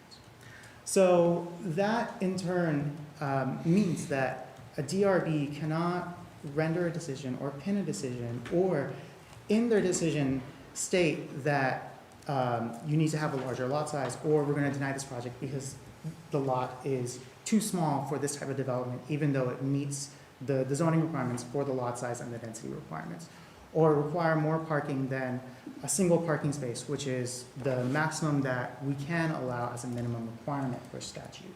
Or for a building in Winooski, if it's 35 feet, we can't say that this project is fine, but it needs to be 25 feet. That goes against this section of statute. Or for a project that is allowed, hypothetically speaking, 20 units in a particular area, by rejecting it or by saying in the decision that this can only be 15 units, even though it allows for 20 units in the district. So all of those elements can be traced back to the sections of text that are being recommended to be removed in front of you. That a DRB could say that this doesn't fit with the character of the area, this is why we suggest this, which statute is saying, no, you can't. Yeah, I would also say, I mean, I wouldn't necessarily say that it strips the right of people to deny or have a reason to deny market rate housing, which is also arguably just as needed as affordable as well. It's a part of the housing ecosystem. I think it's important for us to continue aiming to say what we mean, not using ambiguous terminology to deny a project or have that as like a trump, I said this last time too, trump card.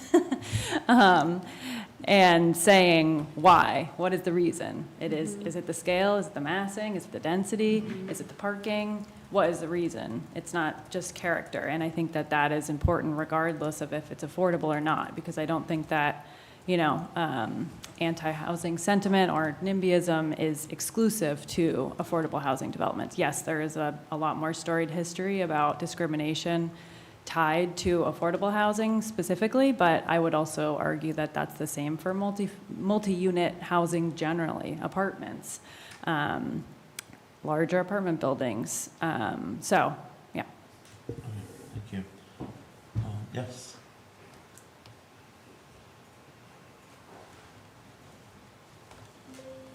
So I'm Sue O'Brien. I serve on the Local Resource Advisory Board. Lived here since 1985, and we're on LaPointe Street. I am a retired home ec teacher, And one of our domains was housing, and I'm not professed to be an expert, but one thing I'm very aware, as Abby has spoken on, the character of the neighborhood, which is definitely something that is being spoken of in our local resource advisory board. But as a teacher of understanding housing, and as part of housing, you of course deal with principles of design, elements of design. And given it seems to be, to me, kind of a semantic issue with the term character, I'm proposing that possibly there consideration of using the word harmony, which is one of the principles of design.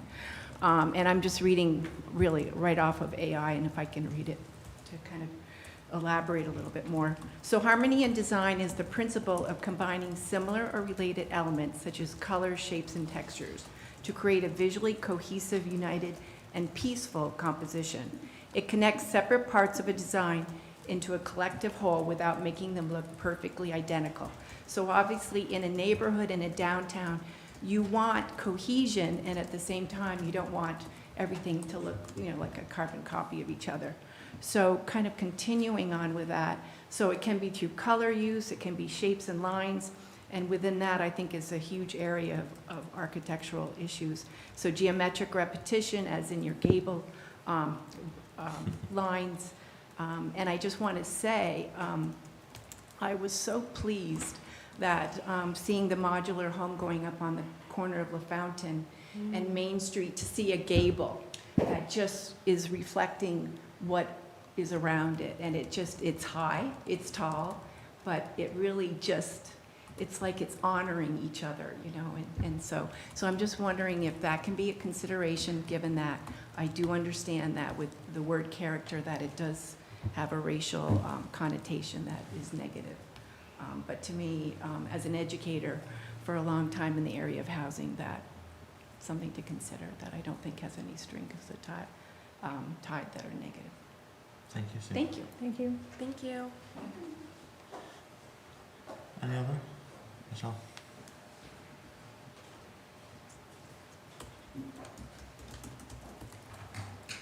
Michelle Wheeler again from 85 Dion Street. So I'm just reading on the agenda for today that the purpose of the amendments is to encourage more infill in the city that is compatible with the character of the areas as defined in the Winooski Master Plan. And then further down on the agenda for today is in the findings section on the Winooski Master Plan furtherance is a sentence that says to protect, preserve, develop, and use, preserve the scale, character, and value of established neighborhoods by ensuring that new residential development is well integrated with existing development as called for in the Unified Land Use and Development Regulations. So the word character is being used twice there in today's agenda. And so therefore, it's not always necessarily being used in a derogatory sense. And so I think it's important to have, especially this piece in the findings, well defined for me. So what is meant by preserving the scale, character, and value of established neighborhoods? What does that mean for people? Where does that come into play? So that's in the next report. So in the report that's for this item, the only finding that I wrote down was continue to find ways to make Winooski's municipal government open, accessible, represented, and participatory, such as opportunities to serve on commissions. So this helps with clarifying the process in decision-making, that we're not making arbitrary decisions based off of what one subjectively believes is character. What's really important with character is, so in the master plan, it's going to talk about character in broad strokes. Every town plan, every master plan does this. Ours does it very much so. It's important to convert what we say, what we mean. Okay. Right? So when we talk about like a residential area, right? Each of us are going to have variations on what that's going to look like. But it's important to translate what we say in the broad sense of this is what we mean by residential district into the exact setback limitations, the exact height limitations, roof line elements, blank walls that we're gonna talk about with the next item, transparency. So it's important to convert that broad strokes character into discrete, defined elements that we share in terms of defining what is the character of this area. So that way, when somebody wants to develop something, the standards are a lot more explicit and Okay. a lot better understood of what we say, what we mean. What do you mean value of established neighborhoods? Or do you want me to talk, is that later on tonight? Yes. Okay, so, Yeah. my apologies for No that. worries. I didn't, there's a lot to go through. There's a lot. So, There is. I sort of jumped ahead. Okay, so then, okay, I guess I'm ahead of myself because we were talking about the other pieces. So all the other pieces like the 6.2, 6.3, those are all coming later as well? So this is 6.2, 6.3, 6.6. And the next item, that is 2.3, 2.4, 2.5, 4.10, 4.11, 4.14, 5.1, 5.4, 5.14, Okay, and 9. Robbie, you lost me a long time ago. Yeah. Thank you. None of the sixes. Thank you. None of the sixes. Okay, Yeah. so I think, I think it's 5.14 that talks about the notification to adjoining properties. I don't think I'm in the right section here then, because I have way too many actual pieces of paper that I'm shuffling around.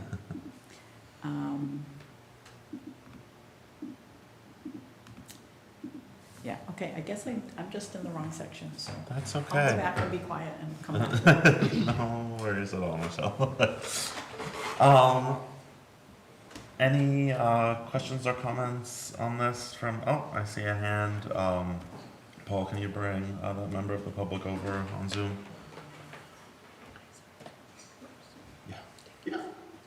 Hi everyone, this is Jen Berger. I'm just chiming in early on.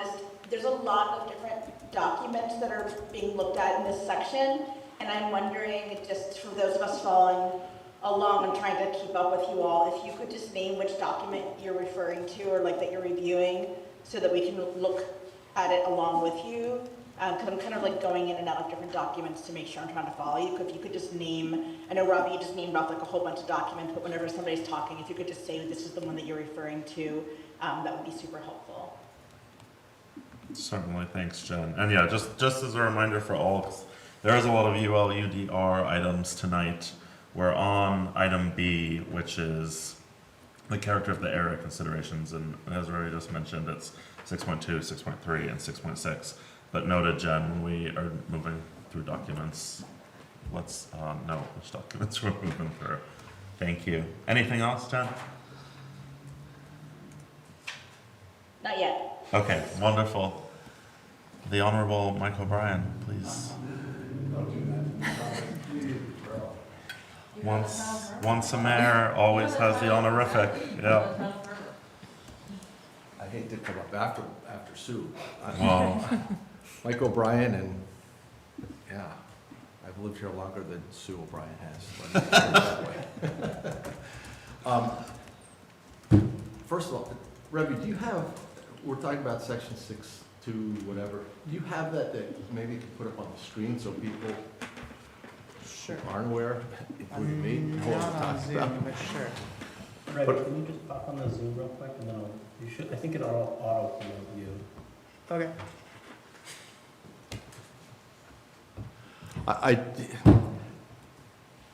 All this stuff is very complicated. There's a lot of information that we've been going through as a planning commission. I'll tell you this, when the topic of character area was brought up at the planning commission, I was probably the only one that said, why are we changing it?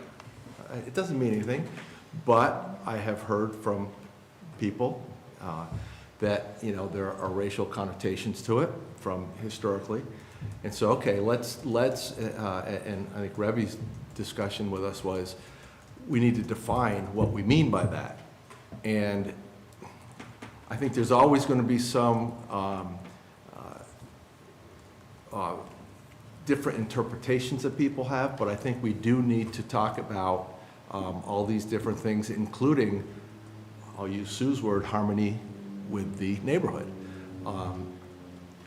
If we look at the Armory project, a lot of the comments that we've heard was, it doesn't fit in with the neighborhood. Well, what's that mean, right? So I think that's what some of the stuff that we're trying to define in the Planning Commission. And like I said, it's a lot of heavy lifting, and we've been dealing with this for a long time. And yeah, I don't know what the answer is, but I think that we do have to look at defining what we mean and making it clear. And I've said this to Revy, I've been preaching for a long time, let's make the zoning regulations easy to understand, as easy as we can, because it gets very complicated for people who don't deal with it all the time. So I guess that's all I've got to say on this part of it. Did you bring it up on the screen? I can. Which Well, section are maybe- you looking for? I'll ask, I shouldn't say bring it up on the screen, that's up to them. So I'll be quiet and disappear into the back until the next item comes up. Thank you very much. Thank you. We'll see if you need to bring anything up, depending on what comes next. Anything else from the public? Let me check online. Just a quick clarifying question. Okay. Deputy Mayor and then Councilor Turcos. Revy, can you just walk me through the terminology footprint lot? I'm not used to that one, and I know you give a little bit of a summary, but if you could just give a little bit more depth of detail. I'll try. I'm still going to be talking in an abstract. Let me see if there's like a good And do we want to bring example, that like up a parcel viewer or something. on the screen if possible, Revy? Yeah. I'm trying to think. Is there any in Winooski? I'm aware of footprint lots in South Burlington. But I don't know about Winooski. So lot lines that match the footprint of the building. Yes. So footprint lot. So my interpretation of that is there are no setbacks. That's correct. So repealing language, would repealing language in any of these section 6, allow for footprint lots? So, yes, that is the intention. So say, So the intent is to allow footprint lots? yes. So we would want to, so say for example, share, at the end of West Street, there are a bunch of condos. I'm using you for an example purpose only. I don't know if any of these condos were footprint lots, but on the parcel viewer, they show up as footprint lots, in which each condo unit only owns the land underneath their condo. Okay. So this means that there is no setback between where the building is located and then and the lot line. However, the periphery of the condo, all the condos, has to meet the setback requirement. There's a setback between the building itself and the periphery of the planned unit. Give me a heart attack. But yes. No. Okay, thank you. I'm glad I asked. Okay. I was like, I don't recall planning suggesting that ever, so that was... Yeah. All right, thank you. Yeah, I'm glad I asked. Thanks, Brian. You good? Yes, I'm good, thank you. Councilor Turcos. This is more of a comment than it is a question, and I just want to acknowledge that. I really appreciate everyone coming here today, and I acknowledge that the term character of the area can bring up a lot of things, and I just want to name that I just appreciate everyone being here in the room. I have been doing a lot of my own extensive research on character of the area, and particularly the history of character of the area, and I just want to name that I really appreciate what Sue has been saying, and particularly also what Jasmine had said, or Jazz, had said regarding, I think it's really important to say what we want to say, and Abby had also said this, and to name what we want to name.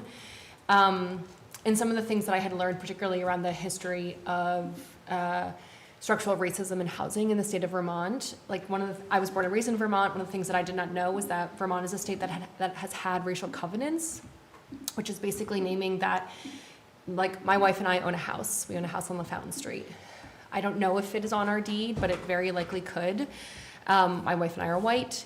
I believe only white people have owned our house. But basically naming that racial covenants are stating that on the deed of your house, it can say something along the lines of, and this is a direct quote, that any building or buildings that are erected on the parcel or whatever shall be for residence or dwelling for the purposes of white people only. The restrictions and covenants shall run with the land and bind by the successors.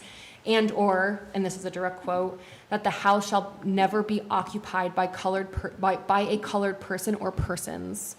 And racial covenants have existed in Winooski. A former state rep, Hal Colston, worked really hard to get racial covenants struck from the record. I'm using incorrect language there, but and so I just want to name that, like, structural racism exists in our housing, in our city, in our state.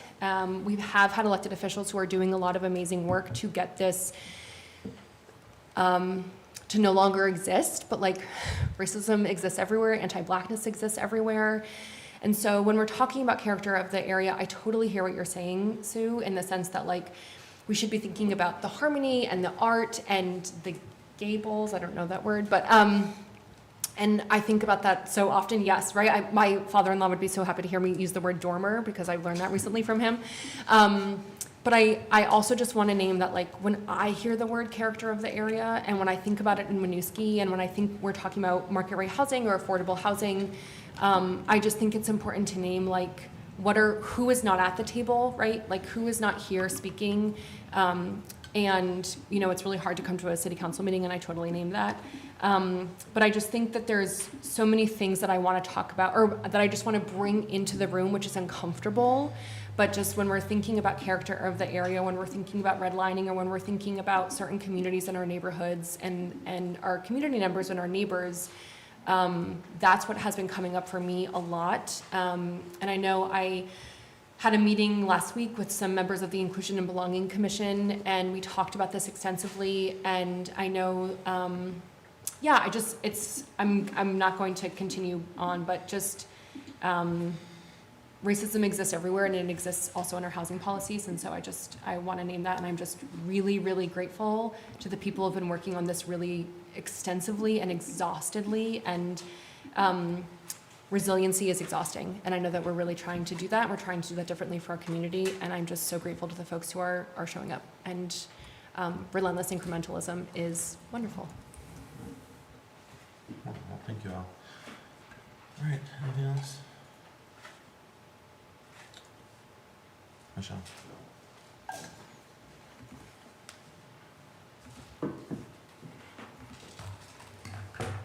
Thank you for that. I don't your name, but thank you for bringing that up, and I appreciate that. And I think that we can continue to parse this issue, but I think we just need to find different words for it, so that we can ensure that it is not based on racial discrimination, and that we continue to bring harmony to our buildings so that some of them aren't up against the street and towering 60 feet high, or any kind of, you know, sort of loopholes that unscrupulous developers can take advantage of. So there's that, and we have to be careful of that. I also would like to talk about, we have different residential zones, and is there any thought to maintaining any sorts of differences within those residential zones in terms of the density of our housing and how much of the land we're covering? Because if it explained to me how my 10,000 square foot lot could be impacted if I sold that, how many PUDs could go on that, Ravi, as opposed to something in Zone B? How is Zone A going to be ever different than Zone? What we have these zones, is the intention to just erase the zones and erase the lot limitations and erase everything there? So Michelle, I do just want to stop you there because I think this is outside of what this portion of the public hearing is for. Okay. You asked a question and I'll respond, but I do just want to keep this to character of the area so we can keep moving, because there is a. Well, I do section where you can believe ask a that lot of lot questions. size has to do with the character of an area. Right, we're talking about like the specific wording here and what was changing, but Rory, answer that question, and then I'm just gonna move us on to the next piece here, because there is another discussion approval for ULUDR amendments where I think you can ask a lot of the questions you're thinking about in item D. Okay, because this is section 2 is all about PUDs and subdivisions, so it does seem appropriate Right, so here. we're talking about different zones, and again, just trying to keep it to what this exact part of the public hearing is about. Revi's gonna answer this question, and then if you have another character of the area question, we'll do that, but otherwise, we'll start moving through the agenda here. Okay, so section 2.5 lists the dimensional requirements per district. In section 2.5, it goes from residential A to residential C. It goes from least dense to most dense, based off of lot size, lot dimensions, and then with that too, certain density elements that are indirectly referenced. I mean, each context is going to be different, but in residential A, the minimum lot size is 7,500 square feet. So like a hypothetical 10,000 square foot lot wouldn't be able to subdivide. Could put in 4 units in a building, which is allowed by state statute, up to 6 if you want to meet the priority housing elements. And then there would be incremental step increases based on the zoning district in which your property is located. And that is one way in which we translate the broad strokes of character of the area into discrete requirements, discrete elements. Because by specifying lot size, that limits how much density, how much intensity you can put on your piece of land. Okay. I saw Ruth, you have your hand up online, and then Abby, I saw your hand up, so I'll have you go after Ruth. That works. Okay. Paul, will you bring Ruth over? Yeah, hi. My name is Ruth Steinmetz. I am a resident and former commission chair of the Inclusion and Belonging, and still a member. My question is, if state statute is saying that this character language is problematic, I'm just wondering why we're still having conversations around that. And I guess we're saying we want to clarify what we do want to preserve around the intent, or at least the good sides of the intent around the character. And I recommend adding elements like, architectural style if we want to, let's say, have a two-door neighborhood or whatever. But I'm just wondering why we're still having this character conversation. And the next question is, if the state statute is also wanting to preserve or make room for priority housing for low-income residents, or to prioritize housing and to help alleviate any pushback in communities against that. And we are talking specifically about this armory project. Will it be given the opportunity, or will the applicants, CHT, be given the opportunity to represent the original drawings, which was much more desired by everyone who wants to have mixed use of rental and homes for purchase. And I just want to, as a member of the public, understand why is it that is the decision going to stand the DRB decision, or will these discussions and changing of language or transforming of language to be more clear, will it have a retroactive effect on the application, the armory application? And please let me know if I wasn't clear in any of those questions, because I know it's a lot. Thank you. I hear a little cutie in the background there. Thank you, Ruth. Appreciate the questions. Ravi, do you feel like you can answer those now? I think some of those are better answered by council. The only thing that I can say is that an application vests according to the regulations that they applied for, and Vermont is an early vesting state. So since the Armory's complete application came to me in March, I don't remember the exact date, that's the regulations that they are subject to. They are not subject to any changes in the regulations during their application process. I think the remainder of the questions are best answered by you, council. Sure. So, Ruth, as to why we're talking about this, it's something that's currently in our regulations. So to remove it, we have to, I believe by statute, have to have a public hearing about it, even if the language is contradictory to new state rules. So I understand your confusion, but that's why it has to happen. We have to have public hearings for these things and warn it appropriately. And then if CHT is able to represent their original application, so they made modifications that they presented to DRB last month at this point.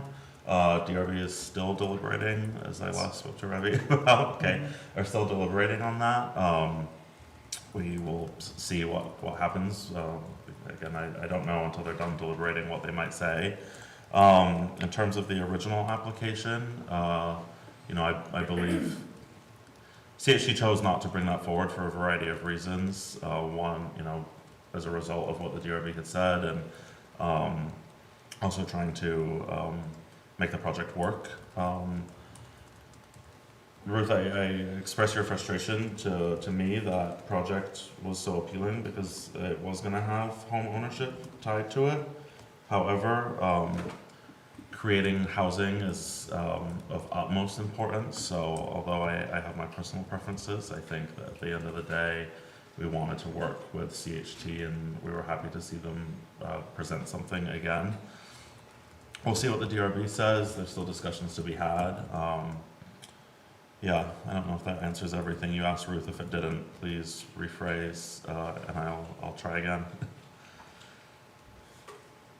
Thank you, that answers it. I guess I was just confused if there's something that is like a state law that supersedes a local law, if that state law can just immediately be applied, but you've explained that there has to be a public hearing process to discuss the discrepancy. Correct. Thank you, Ruth. Abby. And Abby Blything, for Ruth's clarity, even though character of the neighborhood was encoded, could not be used. It's an affordable housing project, so that wasn't one of the reasons that was used to, that resulted in the change of the project, because it couldn't be, because if our code contradicts state statute trumps our local regulations. Just wanted to clarify that. And so what I was trying to get at earlier was not like rewriting, we've got code, we've been working hard on code. I'm talking about the nuance of like design.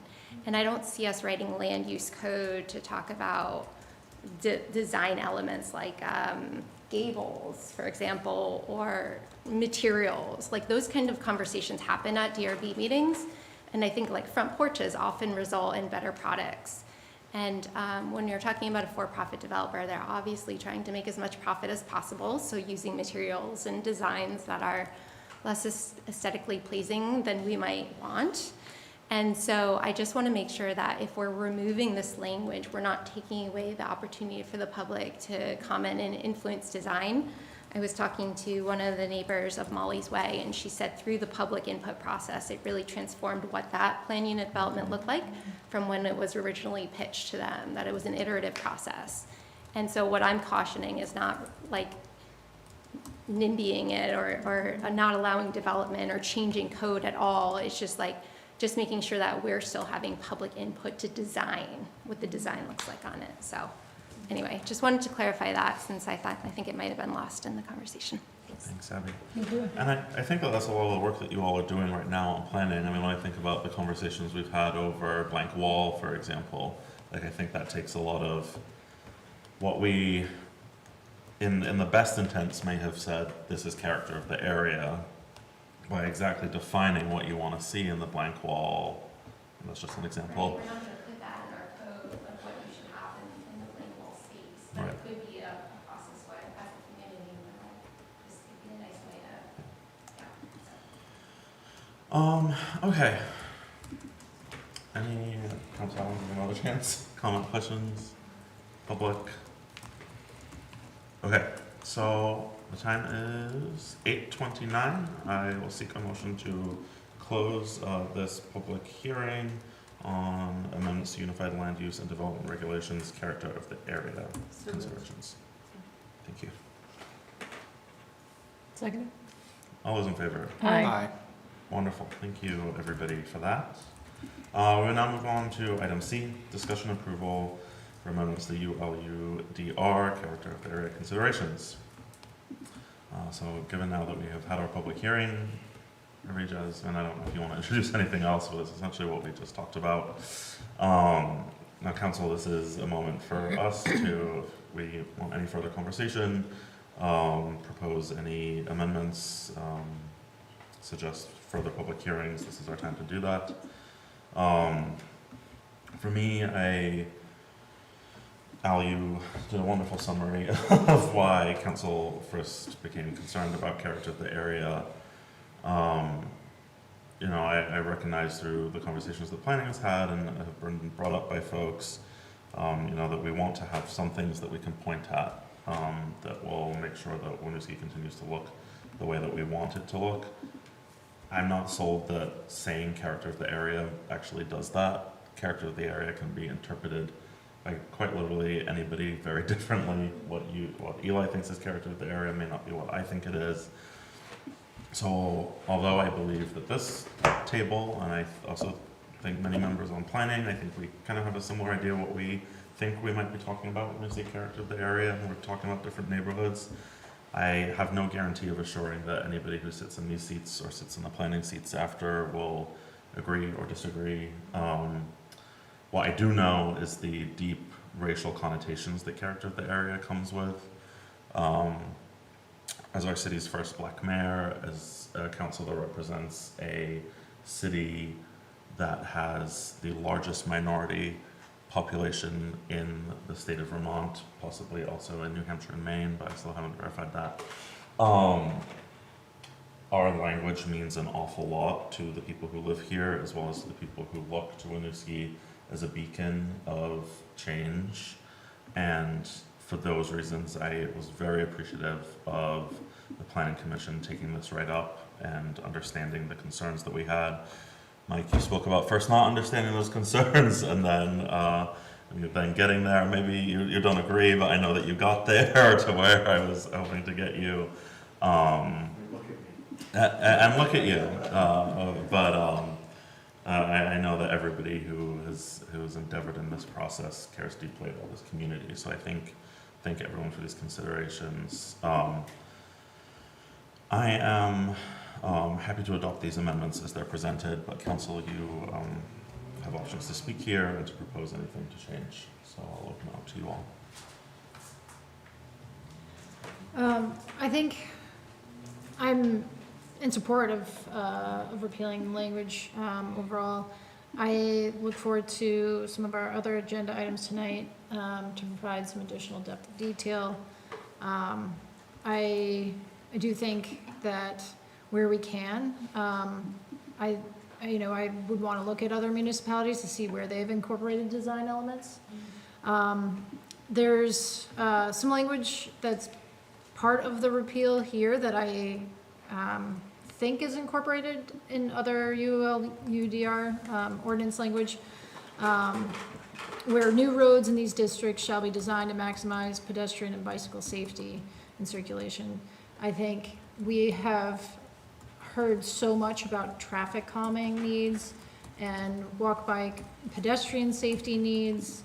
It's an annual budget line item conversation, additional capital projects. So I would just hope that we're able to incorporate that or retain that in other portions of the ordinance as well. I believe it exists in other places, but Robbie, I'll look to you for that. Yeah, so that's in section 6.6, 4. So site circulation, provision shall be made for adequate and safe on-site vehicular and pedestrian circulation. Consideration given to the intended use of the property, location, addresses, buildings, parking areas, and existing facilities on-site and on adjoining properties in accordance with sections 4.2, which talks about access, and then 4.12, which talks about parking. So, short answer, yes. Yes. Thank you. Thank you, Brent. That's a very good question. Anything else? No. Okay. Any comments from the public? Online? All right, seeing nothing, I will seek a motion to adopt the amendments as presented. So moved. Seconded. All those in favor? Aye. Wonderful, thank you, everybody. Thank you. All right, we are now on to, I was gonna say, don't go too far. There's one you can use here. Oh. Oh, Okay, sure, sure. yeah, that'll work. Thanks. All right. Harvey is getting charged up, but we'll move on to item D, which is overview and introduction of amendments to Unified Land Use and Development Regulations, Gentle Infill. Okay, so I guess I will continue talking. Would you like a break? I can call it a No, break. no, Okay. you're good. So this is a list, a laundry list of changes that I kind of bundled with the term gentle infill, but it's a lot of technical changes that disparately are connected to gentle infill, I would say. I think the items under this discussion, there's a separate memo that goes into the detail of it. So it goes into allowances for gentle infill and existing structures in the C1 district, clarification on the applicability of permitting processes, revisions to accessory dwelling unit allowances, signage allowances in the public district, required design elements for all projects, including maximum plank wall length and width, so the area of it, outdoor lighting, screening requirements, building fenestration requirements, building orientation requirements, and then edits the administrative review allowances for priority housing projects. So I can go through them one by one per that memo if you like. So with the gentle infill allowances in C1 zoning district, this was in response to a request that the Planning Commission received to allow for conversion of office space in the C1 district into a residential unit. And in the C1 district, you're not allowed single unit dwelling, 2-unit dwelling, or 3-unit dwelling, or 4-unit dwelling. So there's no method of adaptive reuse of existing structures. So in order to allow for the incremental change with the market and flexibility over time, this suggestion is being suggested right now. So this would allow for better adaptive reuse of historic structures in our downtown area over time. Applicability of permitting processes. So this is a very minor technical change about readability and legibility of our regulations. When you look at our use table in section 2.4, it just says permitted or conditional use, but doesn't specify that DRB review is required. For the vast majority of projects, DRB review is required for site plan. So that's DRB checking for access and circulation on site and how it connects to adjoining properties. And so if you, hypothetically, an applicant could come into the office and say, there's a P on here that's permitted, right? That just goes through you, right? And I'd be like, no, that has to go through the DRB. So in order to clarify that, it's a redundancy, but an addition of text into the top of the zoning that specifies that for these uses, site plan review in front of the DRB is going to be required. Accessory dwelling units.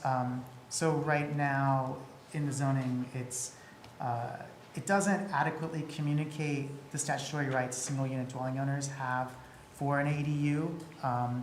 We do that well for single unit dwelling owners in the residential districts, but not in the Gateway or the C1 district. So roughly 20 properties in the Gateway and C1 districts are single unit dwellings, and Per our zoning, it says that you can't do an ADU, but per statute, one can.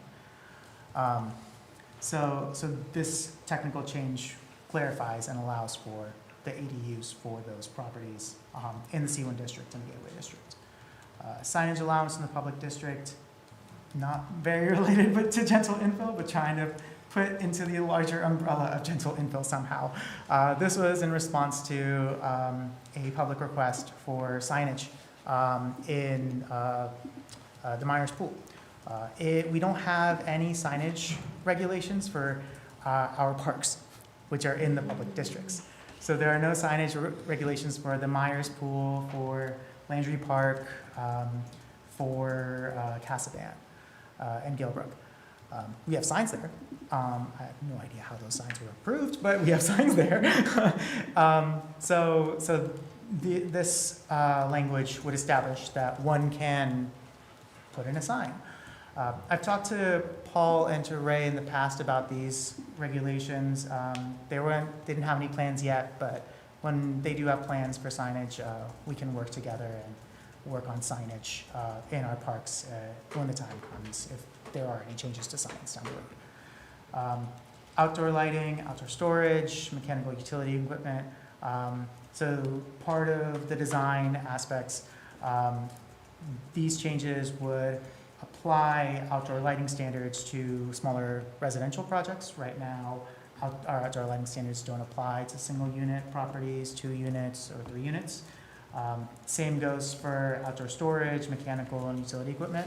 So for a 4-unit building, mechanical equipment has to be screened from view. Dumpsters have to be in the back, screened from view. But that's not the case for a duplex or a triplex. So we've added some flexibility for single unit houses and duplexes, but we've made sure that there are screening standards for those elements that don't apply for those types of projects. Maximum blank wall area. So there is a draft definition for blank wall area for the limitations and dimensions of a blank wall area. So when I say blank wall area, this is what I am talking about. So it'd be something like this, in which the definition specifies that you can't have a box that is 15 by 15 on the side of a building in the residential districts. So that prevents, so that allows for aesthetics for buildings that are street facing, and that one would have to put in windows or doors in order to not have a blank wall. Because walking by a blank wall is soul-sucking sometimes. So the goal of this is to create an interesting and pleasant walk and improve the aesthetics of neighborhoods in this manner. Ravi, sorry, yes. before you move on Yes. from that, Yep. if you just, in the draft language for what a definition of blank wall is, it doesn't say area, it says arrow. So just so you... Typo. Yeah, no, I figured it was, but just so that you know it's there. Yeah.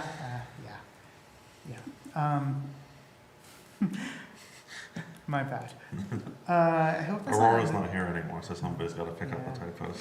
I hope that's not in the draft language. Okay. So it's not where it matters. That's good. Yeah. So the blank wall length area with so essentially in the residential districts, one would not be allowed to put in a 15 by 15 foot box on a street facing, a public facing facade. And then in the C1 district, it's 20 feet by 20 feet. And this matches the Gateway district, which limits blank wall lengths to 20 feet in the urban general frontage building form standard. The 15 feet matches what's in our Gateway district for the detached frontage and townhouse sections. And that limits blank walls to 15 linear feet. Building orientation requirements for residential uses. So this specifies that a defined entrance must be provided on a street, specifically a public street if the building fronts a public street, and a private street if the building fronts a private street. So there's 2 versions of this in your packet. I was like, I think, like woke up one morning and went, oh my gosh, we don't have regulations about multiple principal structures. So I managed to just like pencil that in for us to consider. I figure someone would have notes. I thought Mike or Abby might. So I think that is a little bit of a work in progress. I've started conversations with our attorney about reviewing some of the changes that were made pretty quickly in the interim, because the Planning Commission wanted to push this forward as quick as possible, and they said that, okay, we're gonna have these blanks, and Ravi, fill in the blanks, and we'll work it out in the process. So I've reached back out to the city attorney about some of these elements that haven't been reviewed earlier, and we're in the process of reviewing them. One of the pieces is blank walls, or building orientation for multiple principal structures. So I've had some feedback already from our city attorney, and there might be some revisions to that section when it comes back for the public hearing, based on their review. Moving on to the next item, building transparency. So this establishes that a minimum amount of openings, including windows and doors, have to be in place on a public-facing facade. This is a requirement in the gateway districts. So this is why for newer buildings on the gateway districts, you'll see like a plane of windows and openings that are street-facing. So this requirement would apply in the residential districts and in the C1 district. In the last meeting that Planning Commission discussed this, they said that they were discussing different amounts for minimum requirements for the residential districts. They concluded that City Council should finalize and set a minimum amount within the range of 15 to 25% transparency for the residential districts. I recommend 15% fenestration or transparency.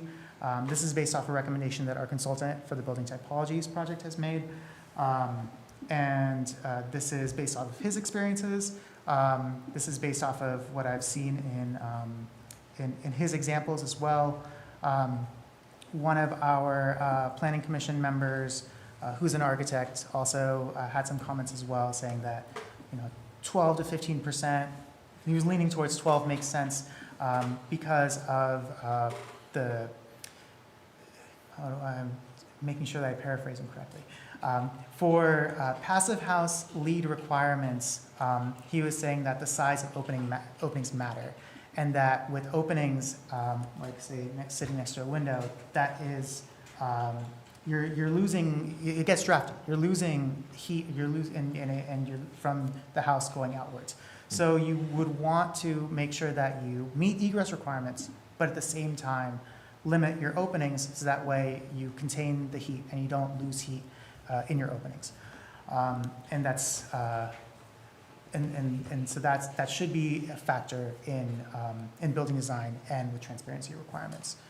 With transparency requirements as well, there are certain aspects that we have to keep in mind in terms of building code requirements and egress requirements. So that would end up requiring openings and windows of certain sizes on buildings, and limit where those windows could and couldn't be placed. Let's see, what else?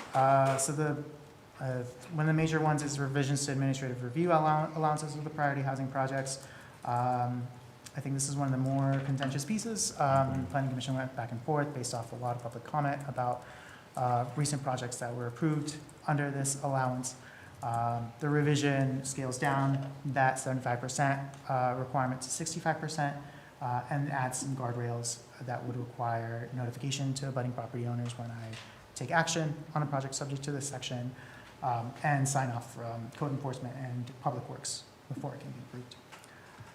At this point, I will turn it over to you for questions. I have a laundry list of questions as well that I received in advance, and I can go through them as you'd like. Awesome. Ravi, thank you very much. And again, this work is a lot of the work that is necessary as a result of what we just done. So planning wanted to get working on that, obviously, before we have our vote today. Ravi, so for the blank wall discussion, I had taken a note, but I wasn't, and help me jog my memory, I was hoping Abby was gonna stay here for this, but that they weren't 100% actually set on the 15 feet and hoping that it would be lower. Do you recall that? For blank wall, I was pretty sure they were set on 15 feet, 15 by 15. We were having discussions about whether it should be 15 feet by floor or 15 feet by area. Most municipalities, in Vermont at least, do it by floor. It's in the model ordinance for form-based code, it's by floor.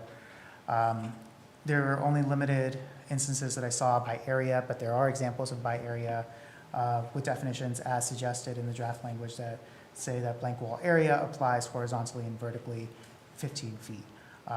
The idea of that is they were concerned that one could basically on a floor have the 15 feet align in a particular way that ends up creating a blank wall. Or that if it gets too small, if it gets below 15 feet, that there would be a way for someone to meet the requirements in a geometric form and still end up creating a blank wall on the side of the building. So they were trying to figure out in what way could they regulate blank wall without any loopholes that would be created with that. All right, I just got an email from Abby, and she said the 15 feet worked, but Sarah had created some language. Yes. And apparently you were CC'd on that, Britt. Yeah. That they were happy with and addressed the concerns that they had. Yeah. So the language in front of you is based off of the revisions that Sarah had suggested, and we worked on that together. One thing that we'll have to check with our attorney is making sure that language is tight enough that we're talking about a 15 by 15 two-dimensional box instead of 15 feet in one direction or 15 feet in the other direction, and making sure that we're not trapping applicants in that manner. Okay. And then for administrative review, as you mentioned, there was lots of discussion, particularly, of course, fueled by what happened on Franklin. I don't foresee that happening again, but say, down the line, we've got a new person in your job, we've moved on to better and greater things. There isn't any, well, no, maybe retirement, that could be, in my opinion, could be quite great. Mayor of New York City. Yeah, nobody wants to be mayor of New York City. Do the way that this is laid out, or that it will be laid out, do we think that the next person in your role would and again, tying to what Mike was saying about how confusing this is, would it be easy enough for somebody brand new in the job to be able to see what has been written down and understand it well so that we don't have another 10 Franklin situation? I think with the blank wall, transparency, screening requirements, that will all cover the building element aspects of it.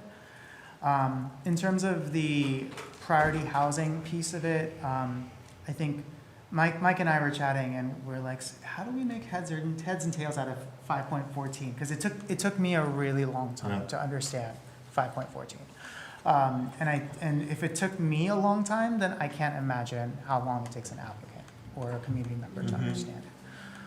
So I think that we want to revisit 5.14 to make sure that it's legible and that it can be understood and try to demystify a lot of that text. I'm glad. I know you have that on your mind, but I'm glad you've stated that it's on your mind. Council, any questions? Sure. Staying on the blank wall conversation, when were additional changes made? So with blank wall, additional changes were made during the April 23rd meeting. Is that the last one? I'm trying to remember. Going back. Okay, so no additional changes today were made? Not to blank wall, no. Okay. I got some feedback from a community member that that just really cautions council to see if this, if the proposed changes are actually meeting the intent of what we're hoping for. I also think that we have to be cautious about for-profit developers that, you know, are looking to build fast and easy projects, and that will maximize whatever language is in place. So like, is a 14 by 14 blank wall, does that have the same effect? Like, what if it's a 14 and a half and a 14 and a half foot blank wall? Like,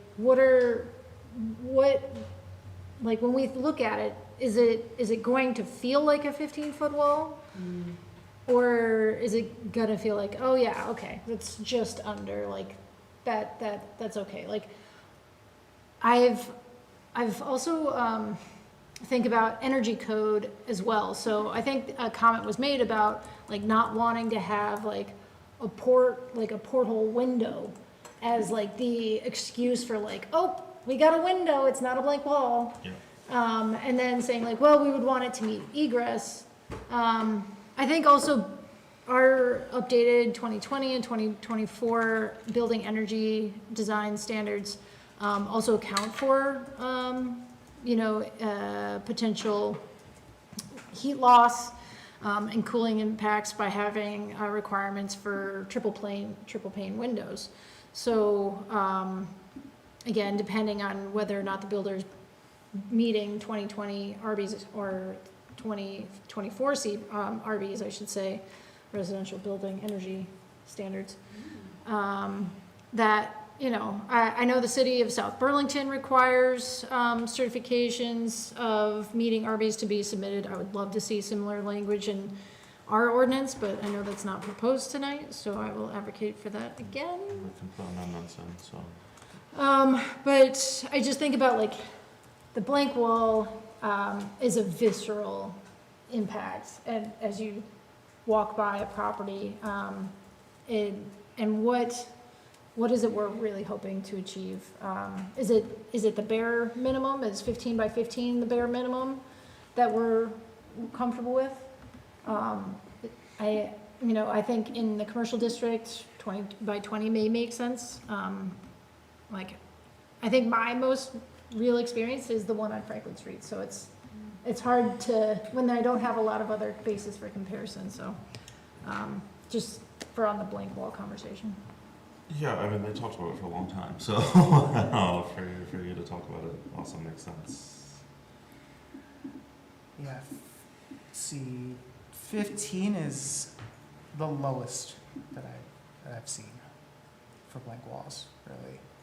So I think with blank walls, it's I understand the concerns because it's a bit of an eyesore, but it's also important to input certain flexibility and making sure that we can have development and that we're not just boxing out development and because of restrictive requirements that go against how to build a building. So I think that 15, based on my research, is the lowest that we can go. 15 matches our form-based code as well. So we would end up having a type that is more uniform across the city that's already been established. Yeah, I would just say from my perspective, I would also caution against the notion that developers are trying to circumvent regulations or do things cheap because they want to. I would say we're barely getting any development at all right now, and most of that is because of cost. So, you know, cost-cutting mechanisms are a reality at this point in the market. If we want any housing to be built at all, it's not, I think, obviously can't speak for all developers. I'm sure many do things cheap on purpose, but they are for-profit entities. They have to make money, otherwise they will not be developing housing. There is not enough funding for, you know, a ton of nonprofit affordable housing developers to enter the market anyways. You know, our existing ones can barely obtain enough funding to develop at this point. So, you know, I think developers are a very essential piece in our reality in trying to get anywhere close to our housing targets, and doing anything to you know, work towards building more units in the city, because right now it's not even happening at all. You know, I think the development that Sue mentioned, the modular unit, that is, you know, besides the hotel housing project, which has been years and years and years coming with lots of different funding mechanisms involved, you know, there's not much that's coming down the pipeline, unfortunately. We're seeing a lot of stalled projects or reduced scale projects as well. Thanks for that, Jason. Councilor In the discussion of whether the changes fully address the understanding that whoever is in this role in the future might have, I wonder if a piece that's missing here is the permeability of the driveway. Because I know that has been something that like, it's not memorialized anywhere, but it's an understanding. So I think that would be 2.5, but I don't have like exactly the wording where that should be added. So when you say that, do you mean that permeable driveways or permeable pavers should be counted as impervious or counted as pervious, or should be some sort of credit, or Yep. Could you clarify that? Sure. That, oh God, I'm panicking, I'm permeable. Okay, that permeable pavers should count as part of the lot coverage. Okay. And don't count as green space. Gotcha. Okay. Yeah. Yeah. Yeah, we can add that to definitions under lot coverage. Thank you. Yep. Good catch. Yeah.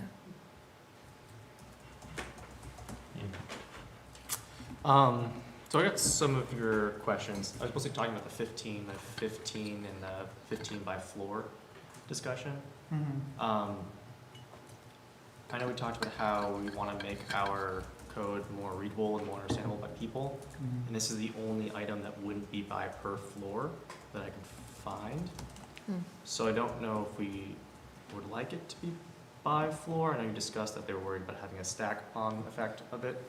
But that's already being somewhat identified by the transparency percentage. So it seems almost redundant to have it based off that. So I don't know, that's my 2 cents in terms of making it a little more approachable to read and also making it a little more consistent. Yeah, I mean, you bring up a good point, because all of our neighboring communities that do have these requirements do it by floor. Even the model ordinance has it by floor. Even areas that do have, form-based code like elements that in the use-based zoning like ours have it by floor. So it's, you're right that you're pointing out an inconsistency in most of the examples that I came across. Regulated transparency by floor instead of, and transparency by floor, and also the blank wall by floor. So, yeah, I'm open to either, but I will relay what the planning commission's concerns are, is that that two-dimensional plane of the 15 by 15 could be circumvented easily if it were by floor, and that there could be a way that the blank wall could be stacked in a way that it ends up creating this larger blank wall. But then again, all of our neighboring municipalities regulated by floor. So.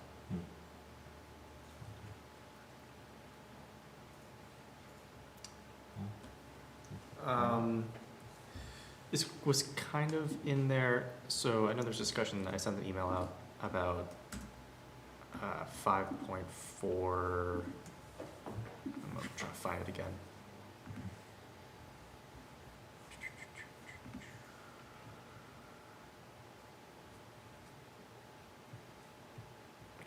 Okay, so 5.4, I think C.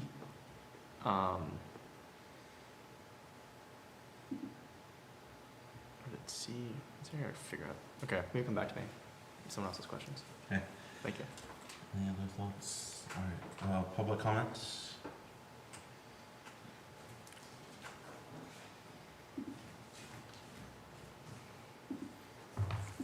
I just want to thank the City Council and Ravi for doing all this work. This is really wonderful stuff in defining what the architectural design and siting and scale of buildings will be and look like to, fit into our town. So I think this is really, really important stuff, and I think it's sort of the base of what I have been trying to talk about, so I really appreciate it. I would like just a tiny bit of clarification on section 5.4, which is the orientation of the buildings. And this is just sort of in relation to, obviously, 12 Franklin and potentially what 8 Franklin will look like. So from my understanding, under this regulation, 12 Franklin would have had to have had an entrance on Franklin Street, so that somehow the way that building was constructed, it should have looked more like a house on Franklin Street. And by having all of these windows that are being added in the fenestration would have taken care of pretty much all of the issues that I hear from everybody. So my question is looking at 8 Franklin Street, which is proposed to be on the private street. The way I'm reading this, even though that building will front a private street, it would still be required to have an entrance on Franklin Street because Franklin Street would be the more traveled street. Yes. Is that correct? The public street. The more, Yeah. well, It's Yeah. the more traveled roadway. it says more traveled, I Yeah. believe, more traveled roadway. But yes, Okay, so that can't be a loophole for no. further development, then it can be like continually cited to the private road, because that was my concern at the last meeting that I brought up, was allowing it to have a private road. When you talk about regulations being silent about determining orientation for projects involving multiple principal structures, does that apply to 8 Franklin because it's a 4-unit structure? Or are you talking about more than one building? More than one building. Okay, so like a house behind a house. Like those long, the narrow lots that Jeff Farrell was talking about, of like not citing Yes. things behind things? Yes. Okay. Would these provisions apply to 8 Franklin, or are they too late? They would apply because they haven't submitted a complete application yet. But it depends on when City Council warns a public hearing and when the applicant submits an application. But as of now, they haven't submitted a complete application yet. Okay. Wonderful. Thank you, Michelle. Thanks, Michelle. Any comments online? Eli, did you remember your question? I do remember my question, Go yes, ahead. thank you. So 5.4C1, we talked a little bit, you sent an email and you got back to me, but I might as well just talk about it again. Project must be designed to maintain the existing building line and streetscape along the roads. So I guess there's just one more definition of, talk a little more about that, I guess. Yeah, this was me trying to figure out how to patch this up, and it's still a work in progress. Because I think the idea of it is that it's difficult for me as a zoning administrator to make subjective interpretations and have them stand. It's a lot easier for a DRB to make those determinations and have them stand legally. So I was trying to figure out how do we allow for a DRB to make an easy subjective determination to say, this is the primary road, therefore this is where the houses need to be oriented towards, and this house has a lot more flexibility and there's a lot more subjectivity involved. But I think, as you've probably pointed out, as our city attorney has already pointed out, it leads to the slippery slope of the character of the area. So, and then it ends up having the DRB determine what is the streetscape, what is the building line, and what is the what are adjacent, how are adjacent properties oriented, and make those types of subjective determinations. So I think that with that section, that's going to require some work, and I think that at this stage, yeah, I think with C, I think we can work with C2, C3. C4 to an extent, but C1 should probably be stricken through because of that subjectivity that's required to interpret those jargon terms that you identified. Okay, thank you. And just talking more about the administrative approval, can you just walk me through when something is just administrative approval and when something goes through DRB, and does that change at all in this update? So it doesn't change. Okay. Projects that go through administrative approval are single unit dwellings, 2 unit dwellings. Those 2 are allowed by, and ADUs to single unit dwellings. Those 3 are required by statute for us to have. Accessory buildings, sheds, garages, decks, those are allowed by administrative review and approval. And then only for priority housing projects, 3 unit buildings and 4 unit buildings. And only if they meet all those requirements that are listed. So the affordability component, the unit size component, sign off by code enforcement and public works, and notification of neighboring properties.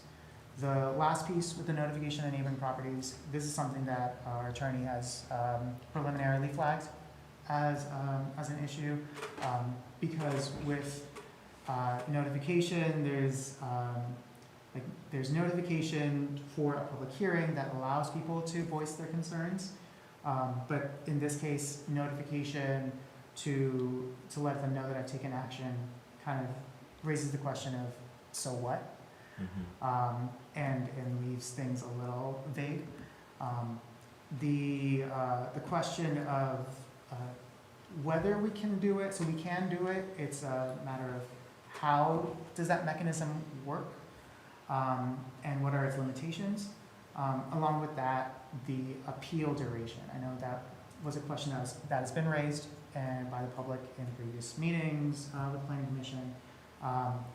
And based on the way statute is written, I'm hypothesizing that we can't do anything about appeal durations because it's explicitly spelled out that administrative review and administrative approvals have a 15-day window for appeals. And then for DRB review and approval, those decisions have a 30-day window for appeals. I don't think that we can change any part of that due process piece that has been explicitly stated in statute. However, I'll need to follow up with the city attorney to confirm that because I'm not a lawyer. So. Okay, thank you. Yeah, that's a difficult piece. I mean, I think that, we want to keep this administrative review because there are extreme benefits to it, and there's a reason why it was created, but obviously, let's just be honest with everything, Franklin is looming over all of this, so I feel like folks definitely felt like 15 days wasn't enough for an appeal, and also the notification piece, I think is, we could discuss, whether it's like you've made a decision or whoever's in your role has made a decision, people are notified.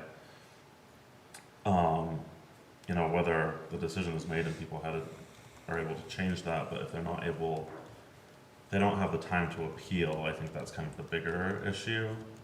So I would want to make sure that our notification process is ample enough that people would be able to appeal in those 15 days if it's something that we're not able to extend because of statute. I believe you send letters right now. I think that's the approach. For administrative approvals, no. So per statute, I have to, or I or the property owner have to post a placard after I take action that says what is the action that I've taken and when the appeal period ends. And it's up to anybody who sees that placard to ask for the permit application, or to go to the city clerk and ask for the permit application, or to appeal that action and send an appeal to me and to Jenny. So I mean, in that case, I would be interested, and I don't know if this falls into statute or if this is operations, but I would be interested in the neighbors, at least on the street or impacting streets, to be notified via a letter. I don't think, I'm nosy, I like to go and look at those placards, but not everybody is nosy and or has the time, so to me, I think a letter would be something I'd like to encourage us to do as a city. Sorry, what? Or is walking Or is walking around, yeah, exactly. I mean, Yeah. and they're 8x11, they're small. Yeah, no, like I said, I'm nosy, but most people aren't, so they may not have any idea, even if they are walking around and going out. Yeah, I don't know. Yeah, Michelle? Thank you. I had the exact same sentiment, and I guess I was asking for clarification about what adjoining properties were, if that just meant the house or the on either side, when in reality it does impact your whole street. What about the people across the street who would be looking at that property? That seems to me to be adjoining. What about the people whose backyards? Yeah, as far as... It all, that has impact, so maybe I didn't relay. What I think would be the street, and then, for example, if there was a street directly behind that this new building would veer and like look into, I would at least think that those properties, maybe not the entire street behind, but that and at least the two on either side. Yeah, that would be my... Because they might not be walking on that street to see that placard either, and I think the cost of sending out 20 letters, or, I mean...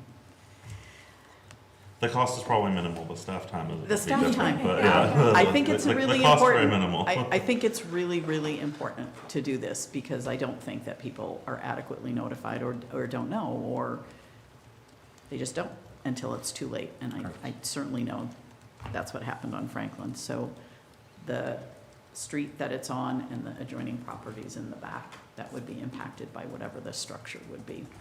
Thank you. Thank you.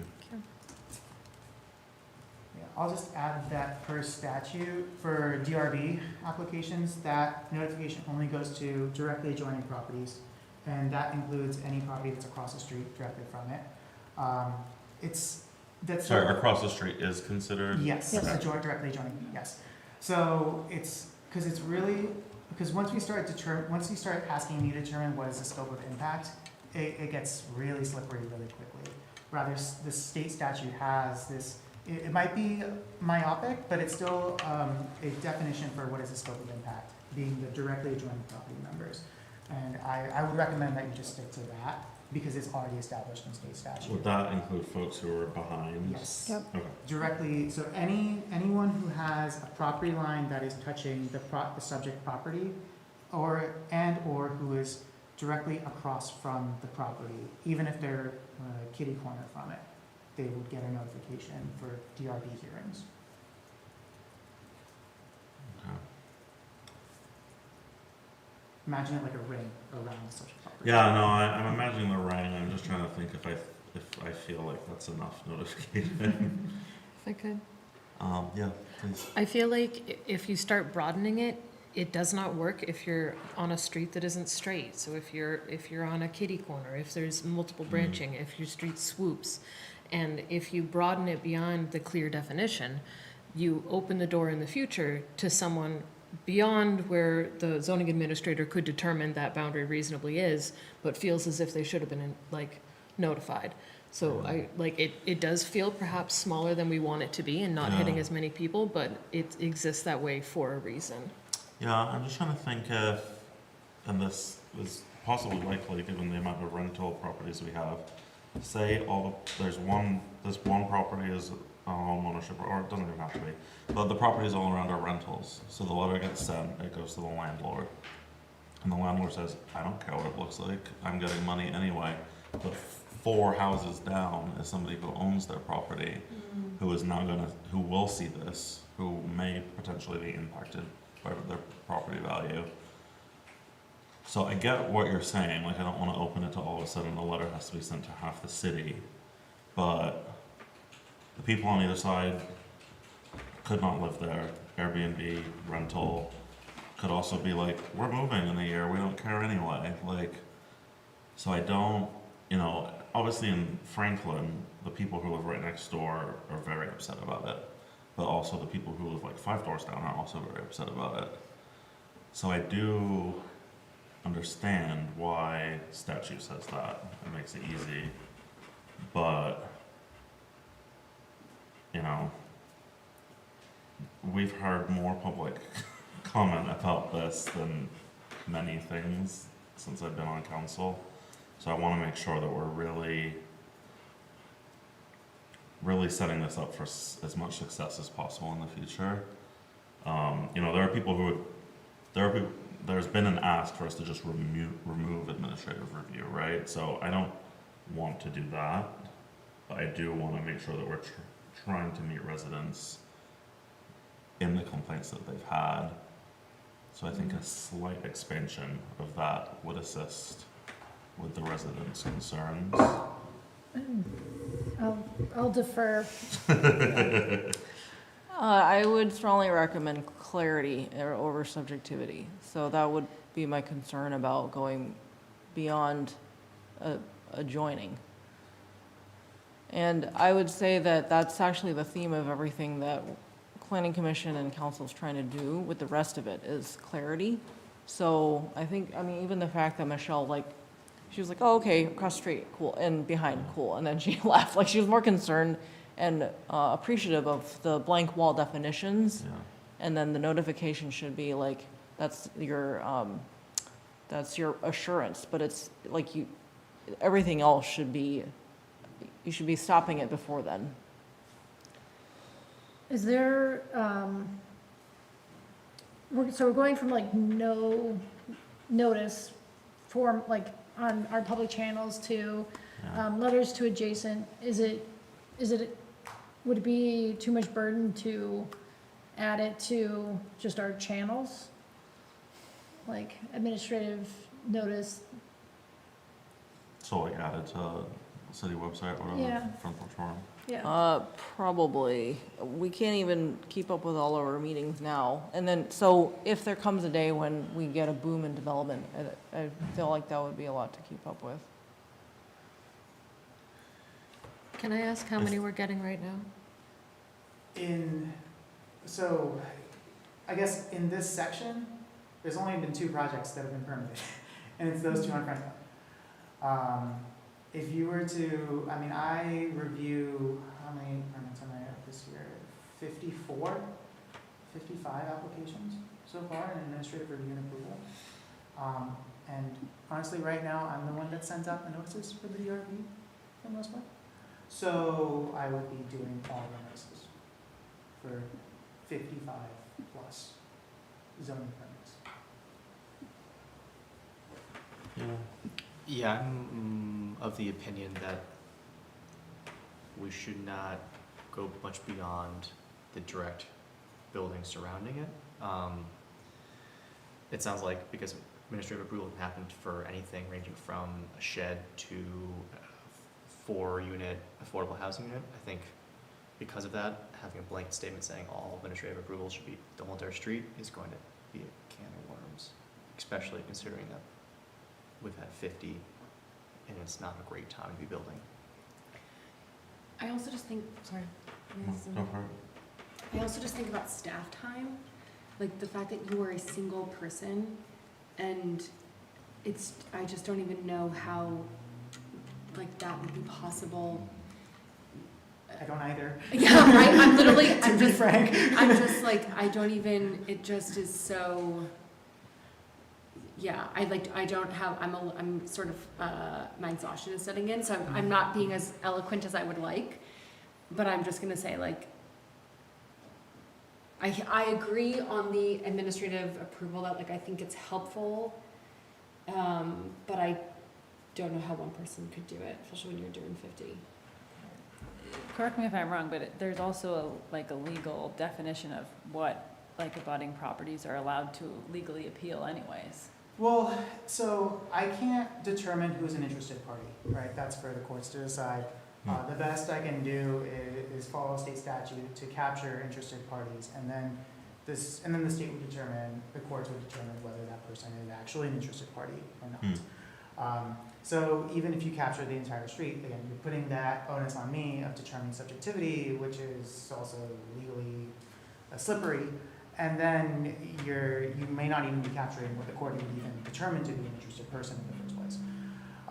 So I would stick to what's in this state statute in terms of what they consider to be the scope, because there's already a pre-stated set rule. I'll add that I've done something similar many years ago as a zoning administrator, and the scope itself was adjacent property owners would be notified of certain very, very limited administrative actions that were considered a little bit higher than your normal house on a vacant lot. And that notification would be in the DRB's like other business, and so there would be like a block at the bottom saying like administrative actions. Yeah. And it would be it was a very limited set of powers that specified this. That town no longer has that regulation, and I looked around for other towns nearby that had these types of regulations. None of them do it. So clarifying question, I think what I heard you just say is, you are familiar with a town that used to have language that would allow the DRB to require the person submitting the project to send the letters themselves? No. What I'm saying is that for very specific projects, they required, they were allowed administrative review by me, but once I took action, I had to notify all the abutting property owners and then notify the DRB that I had taken administrative action on this item. Okay, so would it be feasible for language to be incorporated that requires the applicant to send the letters?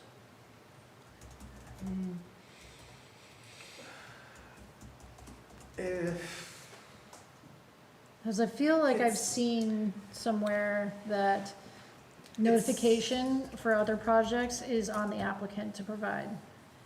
Yes, and you could do it. I've seen it in other towns too.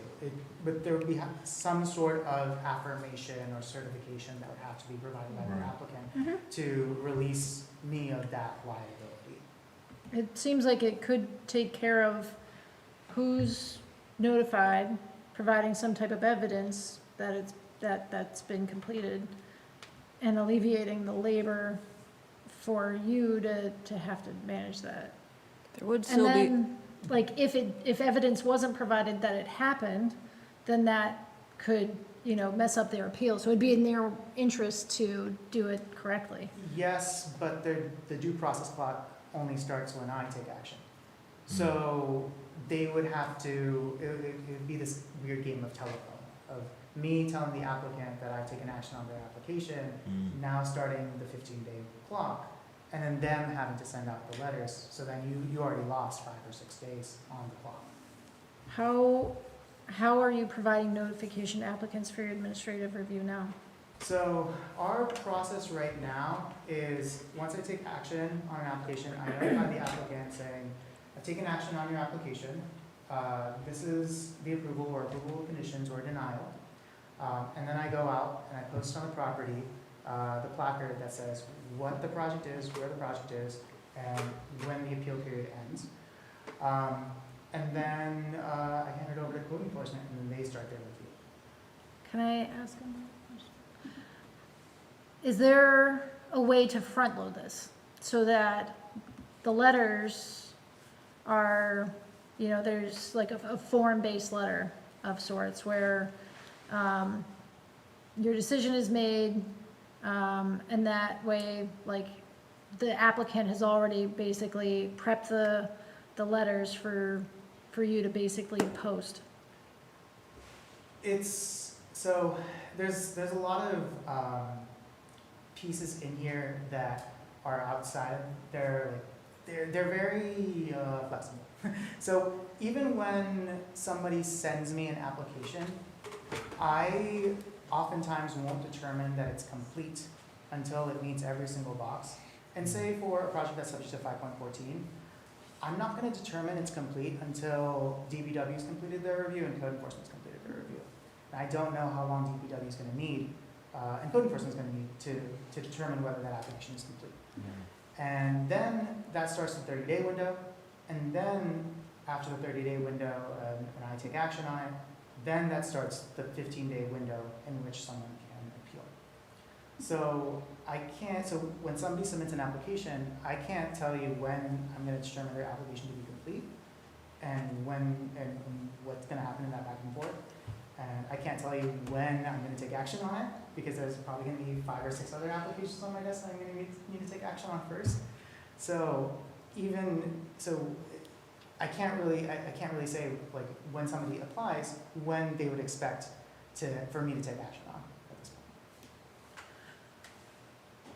So I think what we're trying to do is find a path forward where Yes. we're trying to find a way to give notification, right?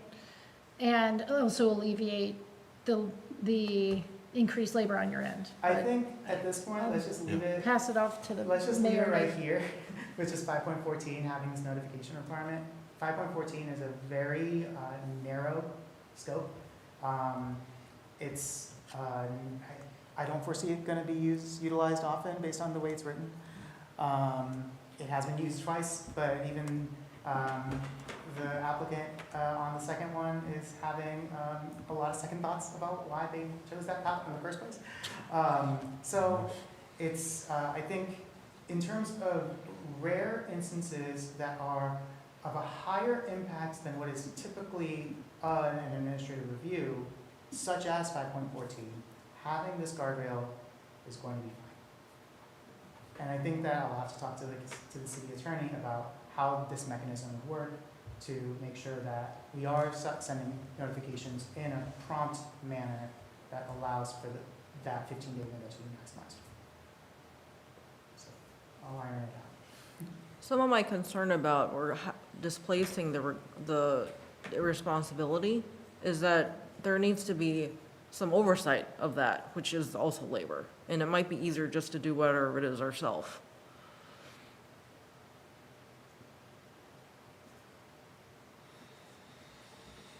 Yeah, okay, I think, and what I'm hearing from most of council is I think that you're fine with the property lines. You don't think it should extend any further than that. Yes. All right, anything else? Can I restate, unless Rebby wants to? I think the one change was the permeable driveways. Is that correct? Eli discussed changing to floor, but we didn't have a full conversation about that, but I don't know if that's more something just to send back to planning for them to discuss, because I know they had concerns with it. But I didn't hear opposition from other folks about what Eli was mentioning, but maybe it's... I would personally would want to see us adopt some restrictions on the blank wall and then allow for iteration after that, rather than not adopting any language around blank wall. Fair, yeah. Yeah, I think that would be wise at this point, and then during the public hearing, we can all have collective comments and we can review them.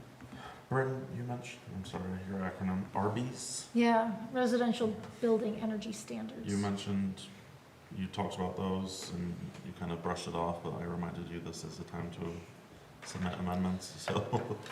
Yeah, and I think this is also something that does not necessarily have to happen tonight, but I do think that there is value to putting an ordinance that, and we've had this conversation before over whether or not we should have ordinance language.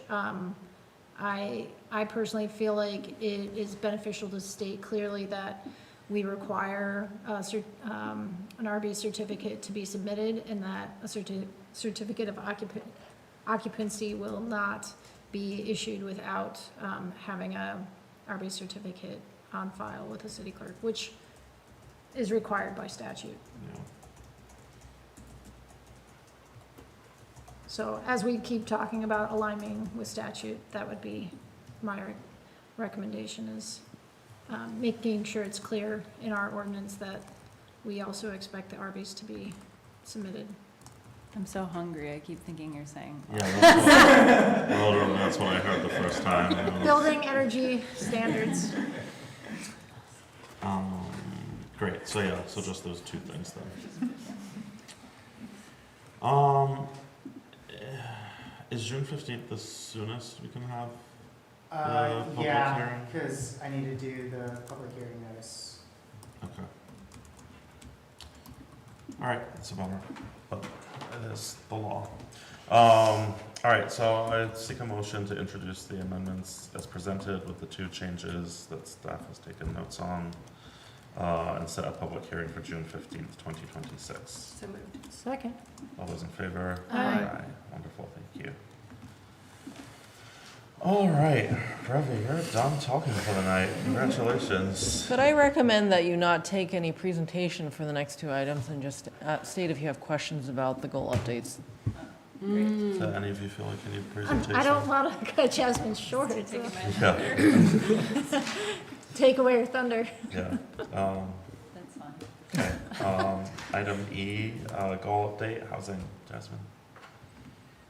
Did we have, I mean, you stayed, so. Well, I I'm guess we don't have to- tangentially involved in all that. we don't have to pull it up, but is there anything We've still got Ray and, particularly you'd like to speak about? yeah.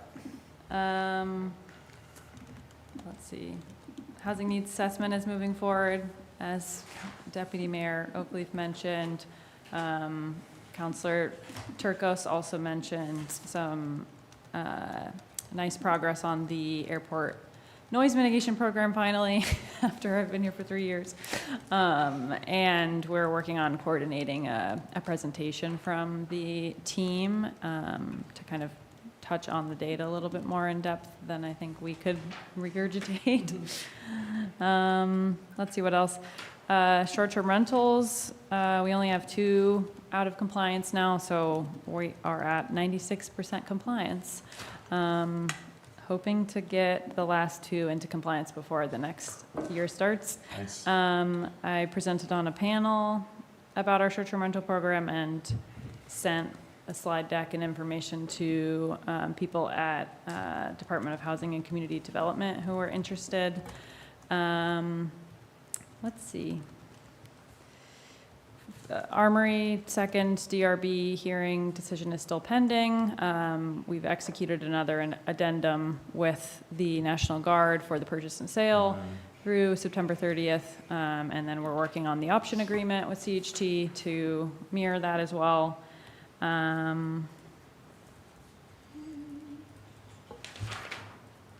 Yeah, and we had a successful infill housing campaign event on Saturday in Burlington with our multi-regional campaign.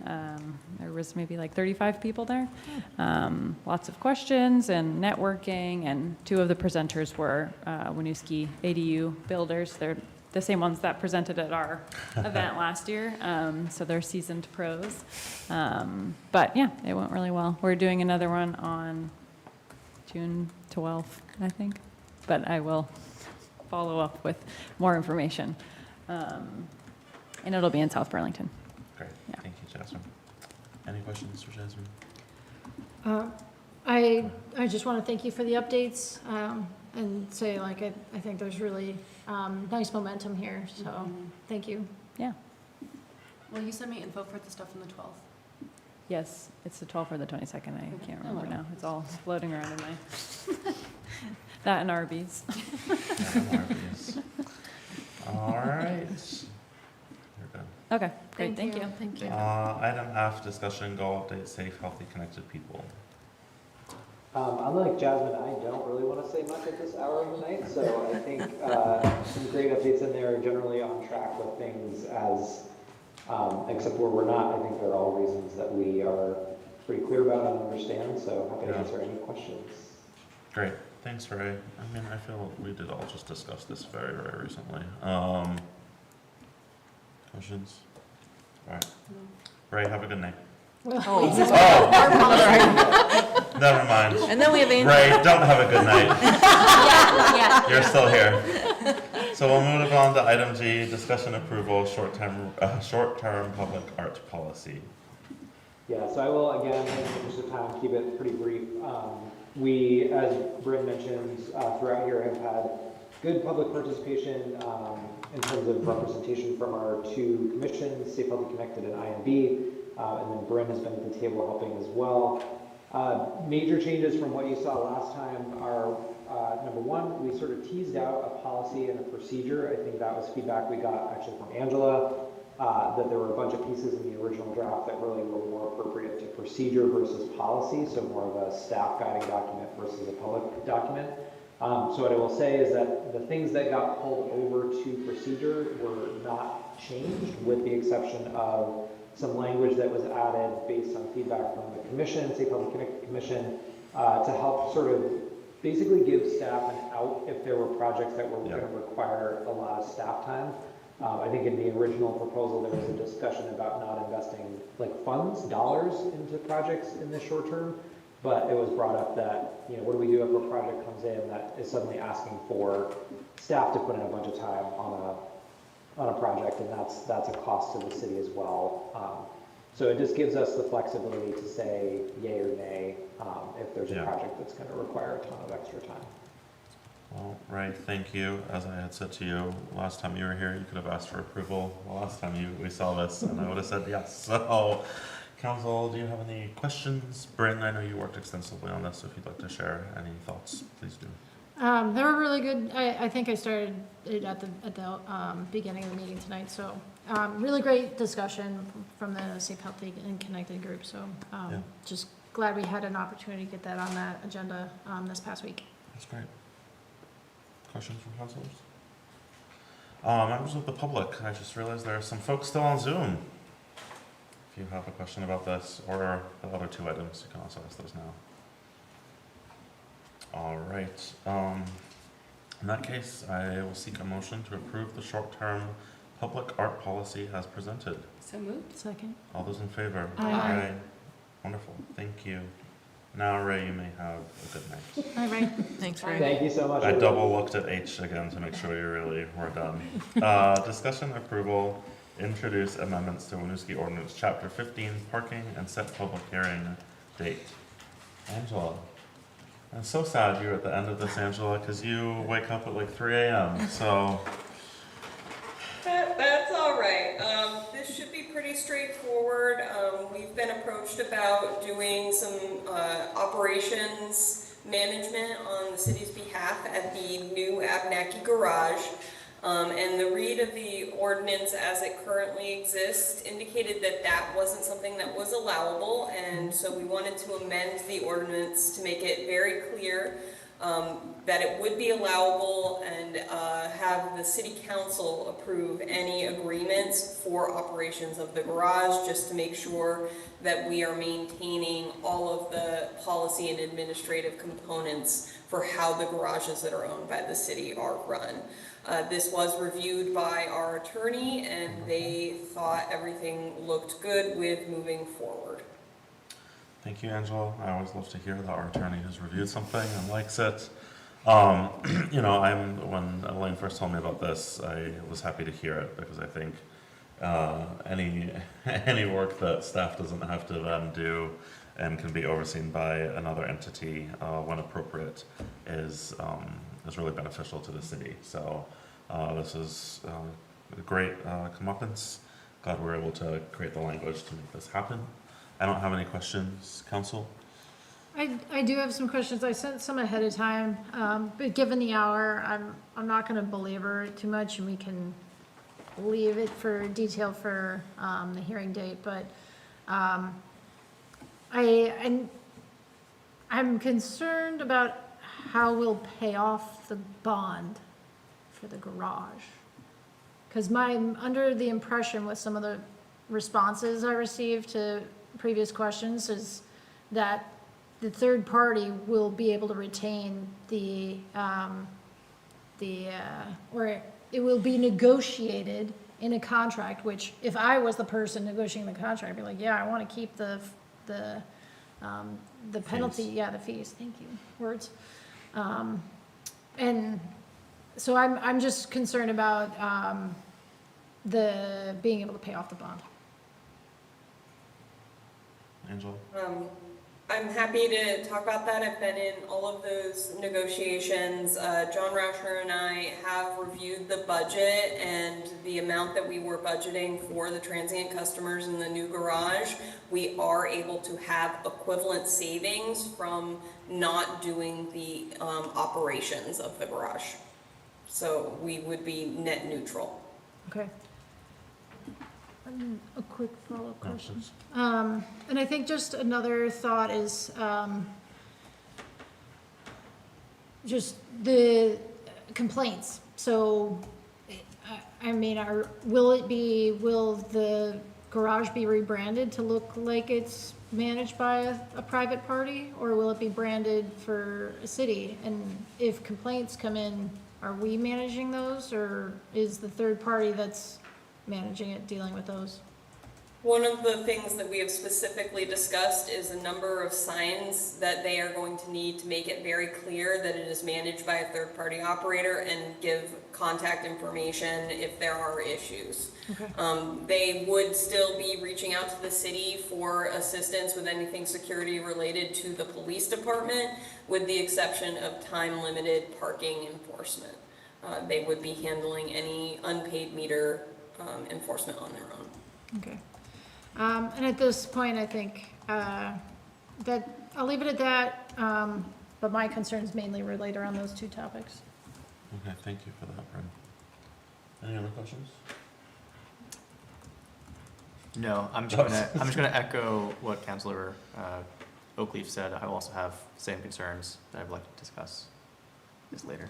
A lot of the concerns around the specifics for the management of the garage would be addressed in the contract that is brought to the council. And so that could vary from contract to contract, but they would be something that would be addressed in the contract itself rather than the ordinance. Right, this is enabling as opposed to explicitly handing over all rights to a specific Yeah, operator. I understand. Still, Sure, yeah. there's some preliminary Anticipating. enablements that we may want to prohibit. And I do understand the hour, and I have been moving fast and joking about letting people go, but if this is an item of importance to you, we can continue to have those discussions. Burlington frequently talks till 2 a.m., which we will never do, but I'm fine to talk for 15, 20 more minutes if you or Eli would like to broaden that conversation. I think that's more than appropriate. No, I think as long as the contract, whatever it is, does go through city council for approval, I think I'm okay with the currently written things. Okay. And Appreciate that. if, as a follow-up, I have reservations, and, articulated some of those in previous, questions leading up to this agenda item. But I just want to make sure we're being very cognizant of all the ways that if we need to discontinue the relationship, that is very clearly incorporated into the contract language with any entity. And that, I just have concerns of committing to something and then, oh, man, gosh, it's so hard to get out of that contract now. Or That is not unfounded. I wish we hadn't. Try to determine who owns the parking garage. Yes, exactly.